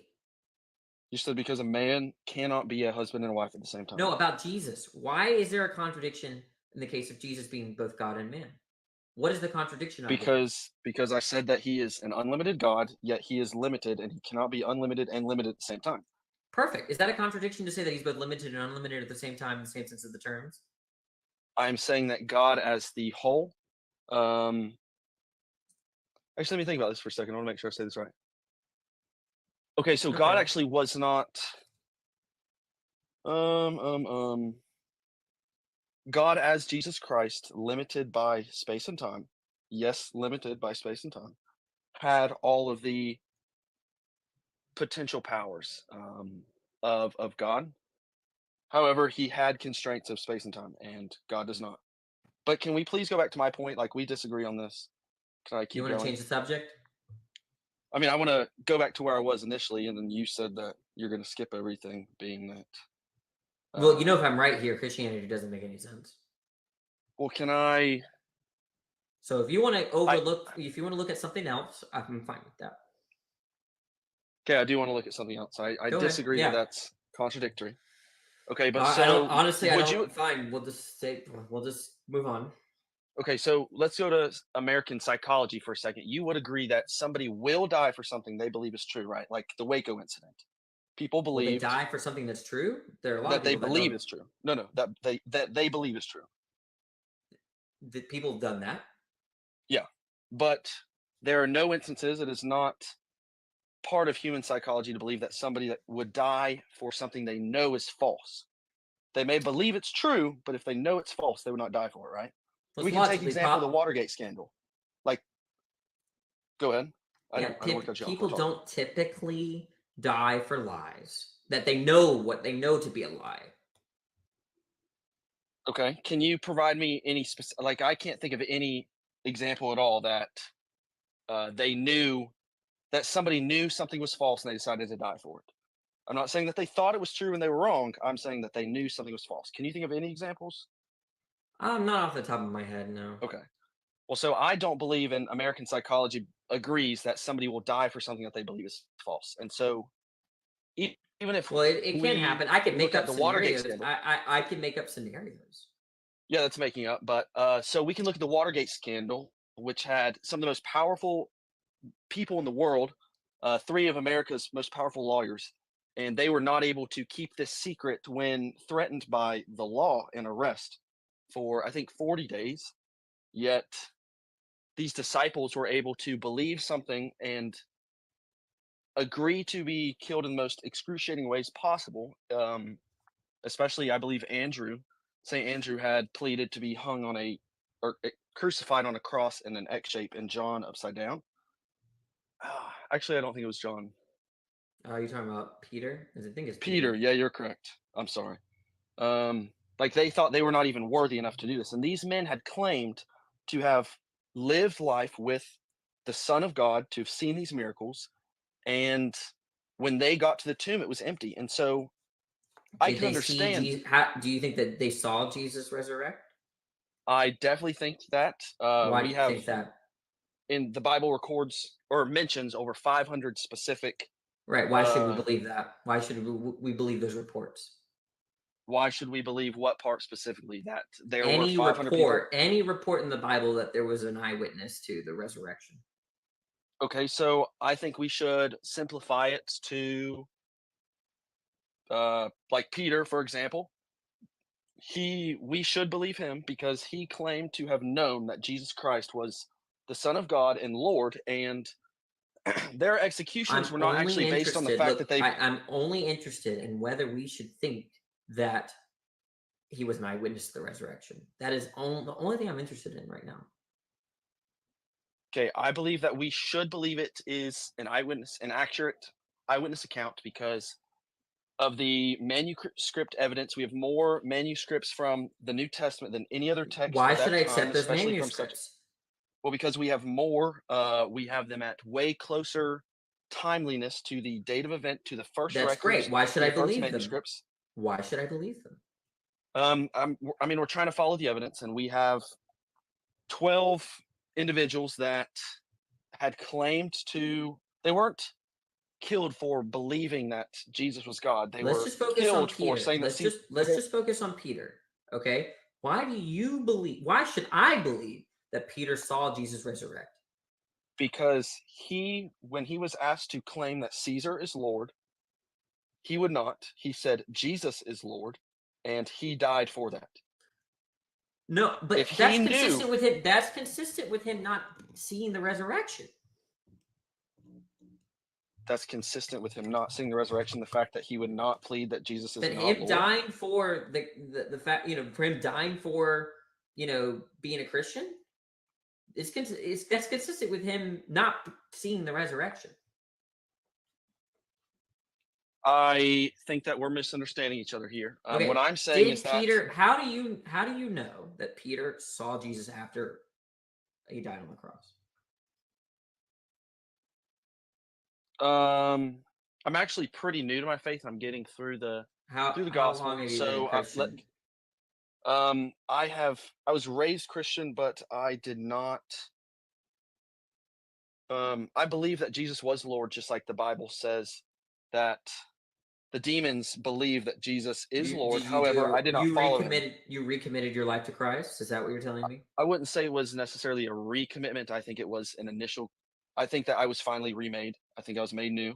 That's kind of when you were recommitted. But yeah. Okay, since when? About June last year, I think, and I'm getting through my Bible. I don't know specifically. I don't think this is the conversation we're going for. I'm more of a follower of Christ. Are you asking for my denomination? Like, yeah, you're not a Catholic? No, Pentecostal. Okay, I'm much more just. I do believe in the Trinity, 100%. Okay, so you're not a oneness Pentecostal. I'm not a oneness Pentecostal. No, I Okay. am a follower of Jesus Christ, and so, like I was trying to say, I think we should follow the evidence, and the evidence is that there are people that claim to have had experiences with Jesus Christ resurrected Yeah, I from don't the see dead why I should after. believe them. I don't. Why should I believe any of this? People look. Okay, so do you believe that George Washington was the first president of the United States, even though you never saw him, you never smelt him, you never tasted him, you never experienced him? Do you That's believe right. that? Yeah. Do you know we have more manuscript evidence of Jesus Christ than we did George Washington? What do you think about I'm not disputing Aristotle? that he We have, I existed. think, 14 copies of Aristotle's documents recorded within like 1500 years of him. Do you believe that he was an accurate historical person? Yeah. You do. But we have all Yeah. this evidence of Jesus, and we have people claiming to have. Did I ever say Jesus didn't exist? No, you actually said that you would agree that he did exist. Yeah. But I'm saying that Jesus Christ claimed to be God. He claimed that he would die, be raised from the dead 3 days later. And we have specific examples of people dying, saying, I will not declare Caesar as Lord. I've seen the risen God, Jesus Yeah, but Christ why of do Nazareth. you think that these people saw Christ? Because he came to them. How do you know that? Because that is what their testimonies written down in the New Testament say. Why should I That believe even that those Thomas did not. testimonies? Why should I believe what's in the Bible? Right, just because it's on a piece of paper doesn't make it true, right? So you're going to do more. Why should you believe the Bible? It is looked at as the most accurate historical text possible. There's not been a single archaeological Oh disprovement. my goodness. There, Okay. it was written in 3 different languages by many, many different people with different perspectives, but the same stories lining up over and over again. The Wait, you're saying is the consensus among historians that the Bible is the most sound historical not the most compilation? sound. It is one of the most historical accurate documents. 100%. Yeah, There's according no to according to historians? Okay, so yes, can you name any archaeological disprovements? Can you name any events that the Bible claimed that happened that we've not been able to prove? Have you seen? It doesn't seem like there's any evidence for a. Okay, how about this? I didn't even finish, Josh. I don't think If you there's an evidence of an Exodus. of an exodus of or When Israel the out of Egypt? Israelites, let my Out of people Egypt? go. Yep, out of Egypt. Yep. I mean, there's no evidence for that as far as I know. Okay, well, what are you calling evidence? Because I would call evidence historical documents that were recorded, possibly on mouth at the time, and then Well, there's no spread down. archaeological evidence for this, right? Like what you know the story. How Do the you have story goes. Yes, I do. Do you The have story, archaeological evidence right now that George Washington existed? Do you have access yes, to that? yes. What is that? What is that? We have his paintings. We have people that But that's not signed proof he documents. We existed. literally have signed documents. Okay, that's literally just an art by a human, just like the Bible would be from your perspective. That is something that a human created. Well, Like this is literally just a is story there? that's painted. What are you Like we trying to can't prove. say? I'm saying that going by your fallacy that we have to prove stuff, like that is not any more No, provable I'm to saying you that. right Look, no, slow down.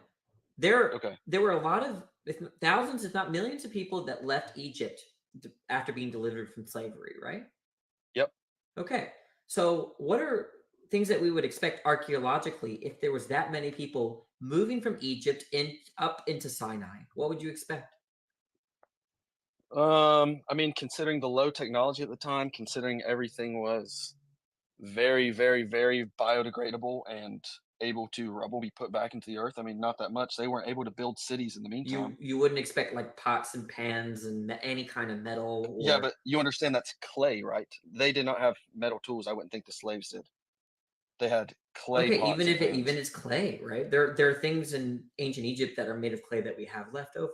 The point is that there's nothing in archaeological in that area around that time that would indicate that there was a huge mass migration. We would expect to see all sorts of stuff. So with that, we're saying that there's not evidence from this event. If you were to go to Egypt right now and be brought let's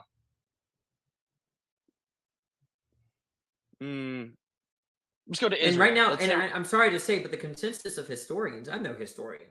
The consensus of historians is the Exodus account is not accurate. Okay, well, I said the New Testament, not the Old Testament. Exodus is. I'm sorry, I thought you were talking about the Bible. I said that the New Testament is looked at as one of the most historically accurate documents possible that we have. There's so many manuscript Well, evidence that I'm is certainly written fine in with saying multiple you can different learn a languages. lot. I'm certainly fine with you can learn a lot from the New Testament. There's allusions to the Roman Empire, or and Pontius Pilate is a real guy. Yep. Stuff like that. But I don't see why I have to accept that someone walked on water. Okay, so what would we be able to go off of besides somebody else's word? I believe that word is reliable. For There's what? not been any. You said you don't want to believe that somebody walked on water, but Yeah, don't believe that. Look, do you believe, during the Enlightenment era, especially 18th century, there were a lot of reports and even quote unquote sightings and bodies of victims of vampires? There were a lot of reports. People even wrote that shit down. Do you I am believe in not- vampires? I am not specifically familiar with that incident. However, if you're asking, do I believe in demonic spirits and entities? 100%. Am I in belief of Josh, a do you pale believe in being with sharp vampires? teeth? Well, if you're asking if I believe in a being that's really pale with sharp teeth that sucks on blood, no, I don't. Okay, right. But people reported that shit like a lot, especially people during the have 18th reported century. that. Right. And not only did they report, they were like, people thought they were like dead bodies and stuff like that. It was actually kind of bizarre. In fact, it's sort of ironic. It was the Enlightenment era, and there was a spike in reports of vampire sightings. But you and I don't believe that, because that's all like supernatural made up shit, right? I mean, I think we should definitely listen to every account that somebody has, and then I think we should take a step back, look at it You think we should take those seriously, reports and compare seriously? evidence. You think we should I take the said I think we vampire should. report seriously? Oh, gosh, I wish you'd let me talk, man. I think we should take a step back and then look at everything with evidence. And I think that the evidence I've experienced in my life would lead me to believe that does not exist. However, the evidence of my life that I've seen where cancers disappeared, I've seen metal plates dissolve in people, I've seen The reason kids why I that cut were you off is deaf because you start changed the hearing. subject. I was talking about vampires. I'm wondering if we should take those testimonies seriously. I can't speak for anybody else, but I would definitely not, because based on my experiences, I do not think that is Bingo. factual. Based on your experiences, there are no fucking vampires. Based on my experiences, people do not walk on water like in the way that, Jesus did. Okay, and so I would agree with you that from my experiences, I've never seen anybody walk on water like that. But from my experiences also, love comes from love, rationality comes from rationality. I believe life comes from life. And that if you're either going to apply your experiences to everything or you can't. Okay, you're saying life comes from life? 100%. Okay, by life you mean biological life? Yes. Okay, I think that- was there a point where biological life began? Yes, there was. Okay, did non-life create it? I do not believe so, no. God is life. God is life. biological life. He is not necessarily biological life, because I would think the definition Oh, so of not biological all. means we're So then there's a counterexample to you on your own view. You don't even accept your own principle that, on Well, your view, non-biological life comes from. Biological life comes from non-biological life. okay. So what I'm talking about right now is a science perspective. We're answering a theological question, and The point most is you don't people that hold I to your know that own. are You don't atheists, hold to your own principle. I 100% do. I think that Okay, when does we're life come talking from about, life? wait, can I please talk? You just keep going No, over and you over. tend to ramble. I think Does that life when we're come from? talking It's about just better if you science, answer we my have to apply question. scientific Does principles. life come But from when we're life? talking about a theological perspective, Yeah, we have I'm to just answer asking. Do you theological hold to principles. do you Just hold like to? earlier, that the Do you Trinity hold is to? one. They can exist differently and separately You at the same ramble. You're time. yapping. You seem like a nice guy, but you just ramble. I'm letting us change the subject like 4 or 5 times because I feel like you can't focus, which is fine. I have ADD too. But the point is that you're holding to a principle that life came from life. You don't even believe that, Josh. Okay, so like I said again, based on scientific principles, life comes from life. That is my experiences, right? No, we actually that is if you're talking about cell theory, right? That's within a certain context, right? If you're talking about science as a whole, we're fine to say that there are contexts where that is not true. Okay, prove one. That is absolutely false. Prove one right now. I What have do my you mean internet prove? access right now. You said we can prove that life comes I from didn't say non-life. that. I didn't say. I said. Well, what did you last say? I'm saying sorry. that the cell theory, or all cells come from other cells, or something like that, right? That applies to certain context. Okay, so there might be contexts that where that does not apply. In the case of abiogenesis, for instance, it's not like scientists have contradicted themselves. They're not that stupid.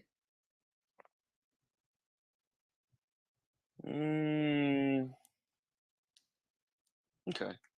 Well, my brother, I think that I have proposed all the specific evidence that I have for you. I appreciate your Um, request, man. Thanks for coming up. Man, have a super blessed life. I pray You blessings too. over All you, right. man. See ya. Thanks for having a good conversation. Good Yeah. night, man. Bye. Mhm.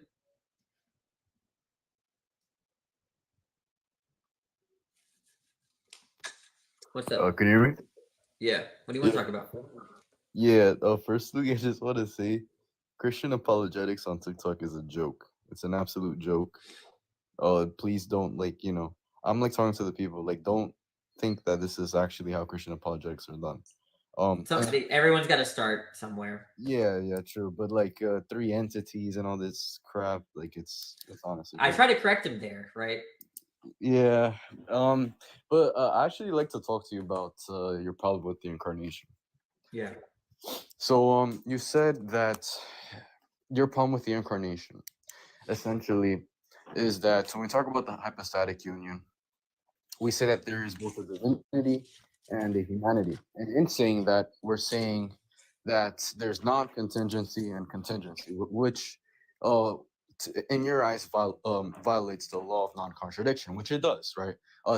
Something cannot be simultaneously necessary and non-necessary in the very same respect.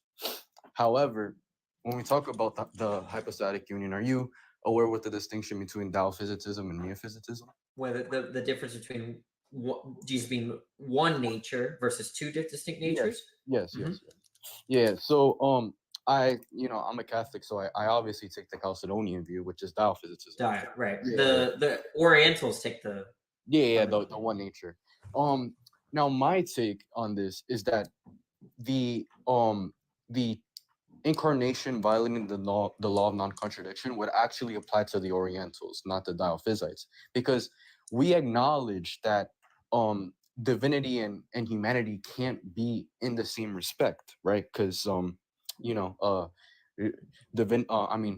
humanity is contingent and divinity is necessary. Hence, we make a real distinction between the two, right? That's how the consequences solve. So, how do you think the objection would still hold if we do if we do grant a real distinction between the natures? Yeah. So the way, look, I might have to impose my metaphysics, but before I do that, let's look at these two properties: omniscience and ignorance. Okay. So my issue is that if someone were to say that Jesus was ignorant with respect to his human nature, I think that commits you to Nestorianism. Yeah, we don't say that. Yeah. Okay, you don't say that. Okay, so I might have to impose my metaphysics. I'm trying not to, but we're actually curious. Do you think that there's any physical weakness or ignorance in Christ when he's incarnated? So in Christ's humanity, he's not ignorant. That's a heresy called agnoatism. Say that again. In Christ's humanity, he's not ignorant. That's actually a heresy In called Christ's humanity, but are we distinguishing humanity and human nature? No, yeah. Oh, no. Oh, when I say humanity, I mean the human nature. Yes. Okay. So the human nature is it ignorant? No, it's not. Okay, what is ignorant? Ignorant is having deficient knowledge. Oh, I'm sorry. I didn't even ask you to define it. I'm asking, is Christ ignorant at all when he's human? No. Okay. Is Christ physically weak? He has Is he weak? do you mean does he have the inability to pick up things and stuff like that? Mm-hmm. Yeah, we can say that there was a limit in his strength. There was a limit on his strength. Okay, so the way I understand natures, at least the way I use the term, is that if some object has a nature, then whatever's true of the nature, you can predicate of the object. Okay, so if I have the human nature, okay, then anything that is expressed by the term human is going to be true of me, right? If you are a doctor, right, and doctor means that you have a medical degree, then you have a medical degree. And so that's how I understand natures to function. Right now, Uh, I don't know how you're thinking. You're saying that to me to say that. I feel like what a lot of people that defend the hypostatic union are doing is something like, well, no, I don't have the medical degree. My doctor nature does. Mhm. But that's just I don't understand how that really what that even means, because I think that what nature is supposed to express is a particular predicate, right? Like where you can formalize in first order logic, and in first order logic you would formalize it as like so. Damien is a doctor. You put big D, little d for doctor, predicate of D, and then anything that D expresses, you can substitute essentially. Like if they being a doctor, it means to have a medical degree. So I could put M and then little d for Damien has a medical degree. Or something Yeah. like that. Yeah. The problem is, right, is I feel like you're conflating the categories of distinction, right? So when we're talking about the hypostatic union and right, because there's obviously not only like a real distinction whenever we talk about categories of distinctions, right? 'Cause there's real distinctions, conceptual distinctions, etc. So between the natures, right? There's a real distinction. Now, what do I mean by real distinction? Because you mentioned that there might be some like metaphysical disparity between us on that. So really, by distinction, I just mean a lack of identity. By real distinction, I mean that this lack of identity is also reality. So the reason why I say this, or the reason why we ground a real distinction, is because there's predicates in one thing that is not in another, right? So like there's a real distinction between Christ's divinity and humanity, because one is non-composite, the other is composite. Is there a real distinction? Would you say there's a real I'm sorry, are you a student? Can I ask? No. I'm in high school. Are you over the age of 18? Yeah. Yes, I am. Okay, I'll continue. It based on how you're talking, it's evidence that you're 18. I'm gonna trust you but the idea, and it's unlikely that you're lying, because if you lie, you're going to hell. No, just kidding. But the idea here, I lost my train of thought. Oh yeah, so you're a student and you're human. Okay, would you say you have the student nature? That would be more of an accident. Okay, now I don't know what you mean by nature. Wait. So first, what's your definition of nature? I just want to get that done. I take Wittgenstein's view that basically I don't. It's just terms. It's just grammar, right? Like when I don't really. If I'm referring to anything when I use the term essence. So when I say that Damien has the student essence, I'm just saying Damien is a student. I'm not saying anything. Yeah, but that that would be in accident. So by nature, but you asked me. I'm not trying to impose my view just yet. I asked you what you mean by nature. Yeah. So what I mean by nature, I would define it the same way that Saint Boethius does, is that a nature is the specific property of any substance. Specific property of any. So when I say you're a student, is that a specific property of you? Yeah, sure, but okay, so then it fits. Yeah, sure, but the thing is, right, is I'm trying to make the distinction, because we don't say that the human nature uniting to the divine nature was an accidental union. We say it was a natural union. So like I was trying to make that distinction, because we don't say the human nature is an accident. Okay, I'm not. By accident, you mean like contingent? No. Or do you just mean property, kind of? Not essentially. By accident, I mean, in addition to things. So I don't take this is all Aristotle, right? Like. Yeah. I'm not an Aristotelian. I think all of this Aristotelian metaphysics is outdated now. It's not outdated. Come on, bro. Like Aristotle. Yeah, he's outdated. I don't think he's to be ignored.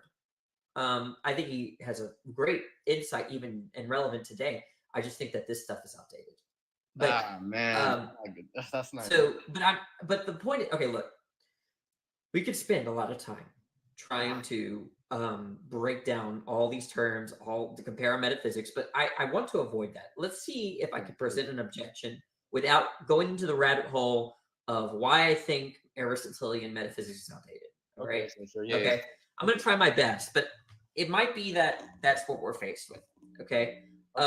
So Jesus is both human and God, right? Well, more properly speaking, the hypostasis of the Son is a divine person who assumed the human nature. Okay, but what I said wasn't false, right? The way you made it sound is as if Christ is both a divine and human person, but more proper. Like I'm trying to. Oh, because you don't want to say Jesus is Jesus is fundamentally a divine person, not a human person, right? That's what you want to say. Yeah, I'm like, cause Jesus usually is a name that references to the human nature. So like I'm trying to say, the Wait, Son. Jesus refers to the human nature. Well, what do That's not right. No. Why do we call Jesus Jesus? Well, why? I mean, that's like asking. You're asking a language thing. You're asking about like. No. Why do we give a human name to the Son? Because he assumed the human nature, right? Okay, that's fine. Yeah. So I'm saying, more properly speaking, the hypostasis, the divine hypostasis of the Son assumed the human nature. That's the more proper way of speaking. Right, that's fine. I thought, but the term Jesus picks out what? The name Jesus picks out a person. I mean, if you want to say such, then sure. I mean, like, I have no issue with it. Right, I'm just you have speaking no issue with that. Okay. Yeah. I'm just speaking properly. Okay, so the person that is Jesus is God, right? Yes. And the person that is Jesus is human. He assumed the human nature, yeah. Okay. He's not. Is there a difference? To being, but like it's very important to establish this. He is there's a difference between being identical to something and assuming something. Okay, before I don't want to waste what I'm about to say sounds bad, but I don't want to waste time. Insofar, do you think that the hypostatic union is compatible with classical logic? Yes. Okay, Yes, that means it can be formalized. What do you mean do you mean deduced by natural reason? No, I mean like so in the 19th century, a guy named Frege and another kind of elaborated, basically created a language to break down subject predicate. Oh yeah. I don't. I'm not well versed in analytical philosophy. Okay, well then you should hesitate then when I ask if it conforms to classical logic. Yeah, no, because by classical logic, I obviously think that you're referring to the speculative science. Oh, I'm referring to the 19th century kind of elaboration of syllogistic Oh logic. yeah, I don't deal with that sort of branch of that philosophy. Okay, because if you try to, I think there's a problem if you try to fit the statements of the hypostatic union into classical logic, and specifically predicate logic.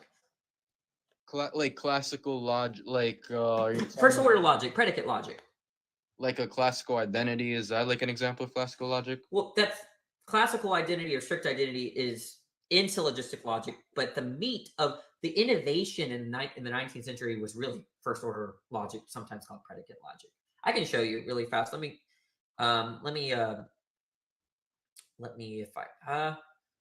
watch this. So look, if I say Damien is a student, okay. So there's the statement. In classical logic, it's formalized this way. It's actually pretty easy. Okay. So there is let me flip my camera. I hate when I it's inverted. Mirror my I guys, is it just me, but I fucking hate my left no wait, which one do I hate? I hate the right side of my face and I love the left side of my face. And apparently does anybody like that? Like when it inverts, I feel like it's emphasizing the side of my face that I hate. Anyway, I'm like that. Damien is a student, so this is how it's formalized in classical logic.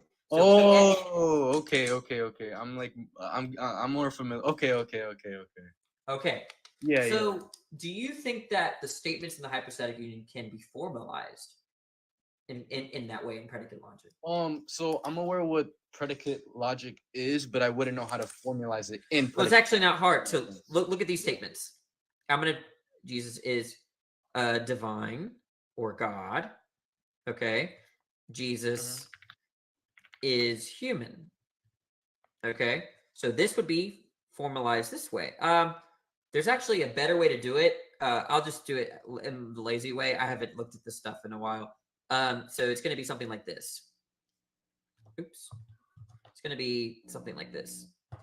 My thing is going crazy. Give me a second. H. Okay, there it is. I've just finished it. Okay. So Jesus is divine. Jesus is human. That's how you would formalize it. So So this is a logical connective, the conjunction, right? I mean, and the way I remember it is think of the capital A for and. So it looks like an A but no slash mark through it. Okay. The or relation is upside down, and that kind of looks like an or, like an R. Sorry, that's how I remember. This is or and this is and. Okay, so this is saying something like, Jesus is divine and Jesus is human. I'll concede to that. Yeah. Okay. So now if you do that and you break down the predicate D and H, right? Then you know if one implies limitation and if one implies like not limitation at the same time, okay? Then you're gonna get some kind of contradiction. So of course, yeah, that's a contradiction to say that they're both composite and non-composite at the very same time. But as I was saying earlier, like we don't really hold to that. Okay. So what's expressed by the divine seems obvious, right? Divine, we're gonna at least take the omni properties. You're a classical theist, so there's immutability, there's atemporalness, right? Correct. Okay, so let's look at atemporal. Okay. So first of all, is atemporality an essential piece to the divine? Yes. Yeah. Okay, so then it seems very straightforward here, right? If the divine is atemporal and if human is atemporal, right? Then you get a straightforward. You get something like Jesus is both, and this is at T1. Jesus is both atemporal and temporal, and I don't get that. That seems incoherent. Yeah. Okay.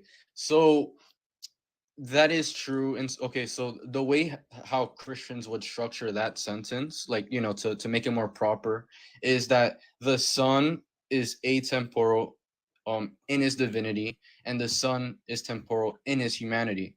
Yeah, but how would you formalize that in classical logic? I don't like I said, I'm not really well read on I have proper. bad news for you. It doesn't translate, and I think that casts suspicion on what it even means. It doesn't. I have I actually have a buddy who's more into analytical philosophy, because my field is scholasticism. So I mostly read the scholastics. Yeah. The same time as I know. I know. So my buddy, are you aware of someone named Kayak? Oh, yeah. I think he just messaged me. I get him. Wait, let me. Yes. Yeah. He's. I think he just messaged me. Just let me make sure I got the right person. But okay, yeah. What about him? So Kayak is like someone. I have Kata. That's different. He's a different person. He's like he has like the anime profile pictures and stuff like They that. all do nowadays. Yeah. He's okay. So the reason why I bring him up is he's way more well read than me when it comes to analytical philosophy. Like he'll be able to like have a discussion with you on propositional logic and using the symbols and everything. Mhm. So if you'd like, I can actually try to bring get a discussion going. Yeah, I'll be open to that. But the thing is that like to me, it's you don't even need to. You have different sentences to get out of what looks like a contradiction. But like if I use the way I talk, right? If I say something and say X is if I say Jesus is God and God means that he's atemporal, then Jesus is atemporal, you don't accept that inference, right? You have to block that inference somehow. Obviously, because on the base level front, that would seem like a contradiction. So we have Right. to So you have to like do something there, but it's actually like not that the inference is not that complicated. It's like saying, Danny's from Earth, right? Earth is a planet, so Danny's from a planet. I mean, like it's just not. It's the same. Sure, yeah, It's very simple It's a inference. single And so to me, I think the hypostatic union, if we're relying on those very basic inference rules, and if we formalize it, it just doesn't come out well on the other end. And I think that you're sort of right insofar as trying to use the scholastic tradition to like, well, no, it's not that Jesus is divine, it's that Jesus possesses this nature that is divine, and then somehow you get out of the statement that Jesus is God in some kind of strict way. No.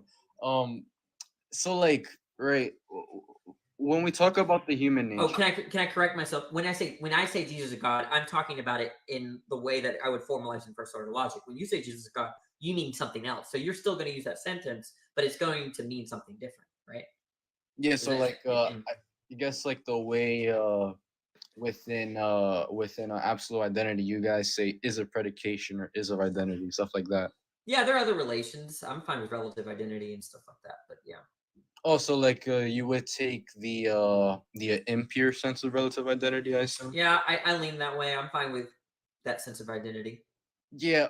So like the thing is I actually disagree with Christians who hold to relative identity, because I don't think it works. I'm just saying that it's a viable relation. Yeah. Okay. It doesn't work for the Trinity, but it's a viable relation, I think. Yeah. Okay. So like, okay. So I'm trying to. Okay. That's weird. You know Peter Geach? Yeah. I do know Peter Geach. He reads. Are you a Thomist? Yeah, I am. You disagree, and I'm not saying it's not a big deal if you do. I'm just wondering. Geach reads. He thinks that the Aquinan formulations of the Trinity are ones that involve relative identity. Yeah. Oh, yeah. Geach. So Geach thinks that relative identity is accepted in the Thomistic tradition. Mm-hmm. However, like the main thing that I would disagree with Geach on is the idea that identity is relative to a sortal. I would disagree with that. I don't think that identity is relative to a sortal. Because relative identity is. Yeah, and like hence I deny relative identity. Because but he's pure, right? So yeah. Yeah, and then do you know who Daniel B is? He's like Daniel B. Yeah, that's what he calls himself in his papers. Are you aware? Oh, no. Yeah, so he has papers of trying to reconcile relative identity with the Trinity. So like Peter Geach, I thought it was Peter Van Inwagen. I looked at his stuff for that. I thought he formalized all that.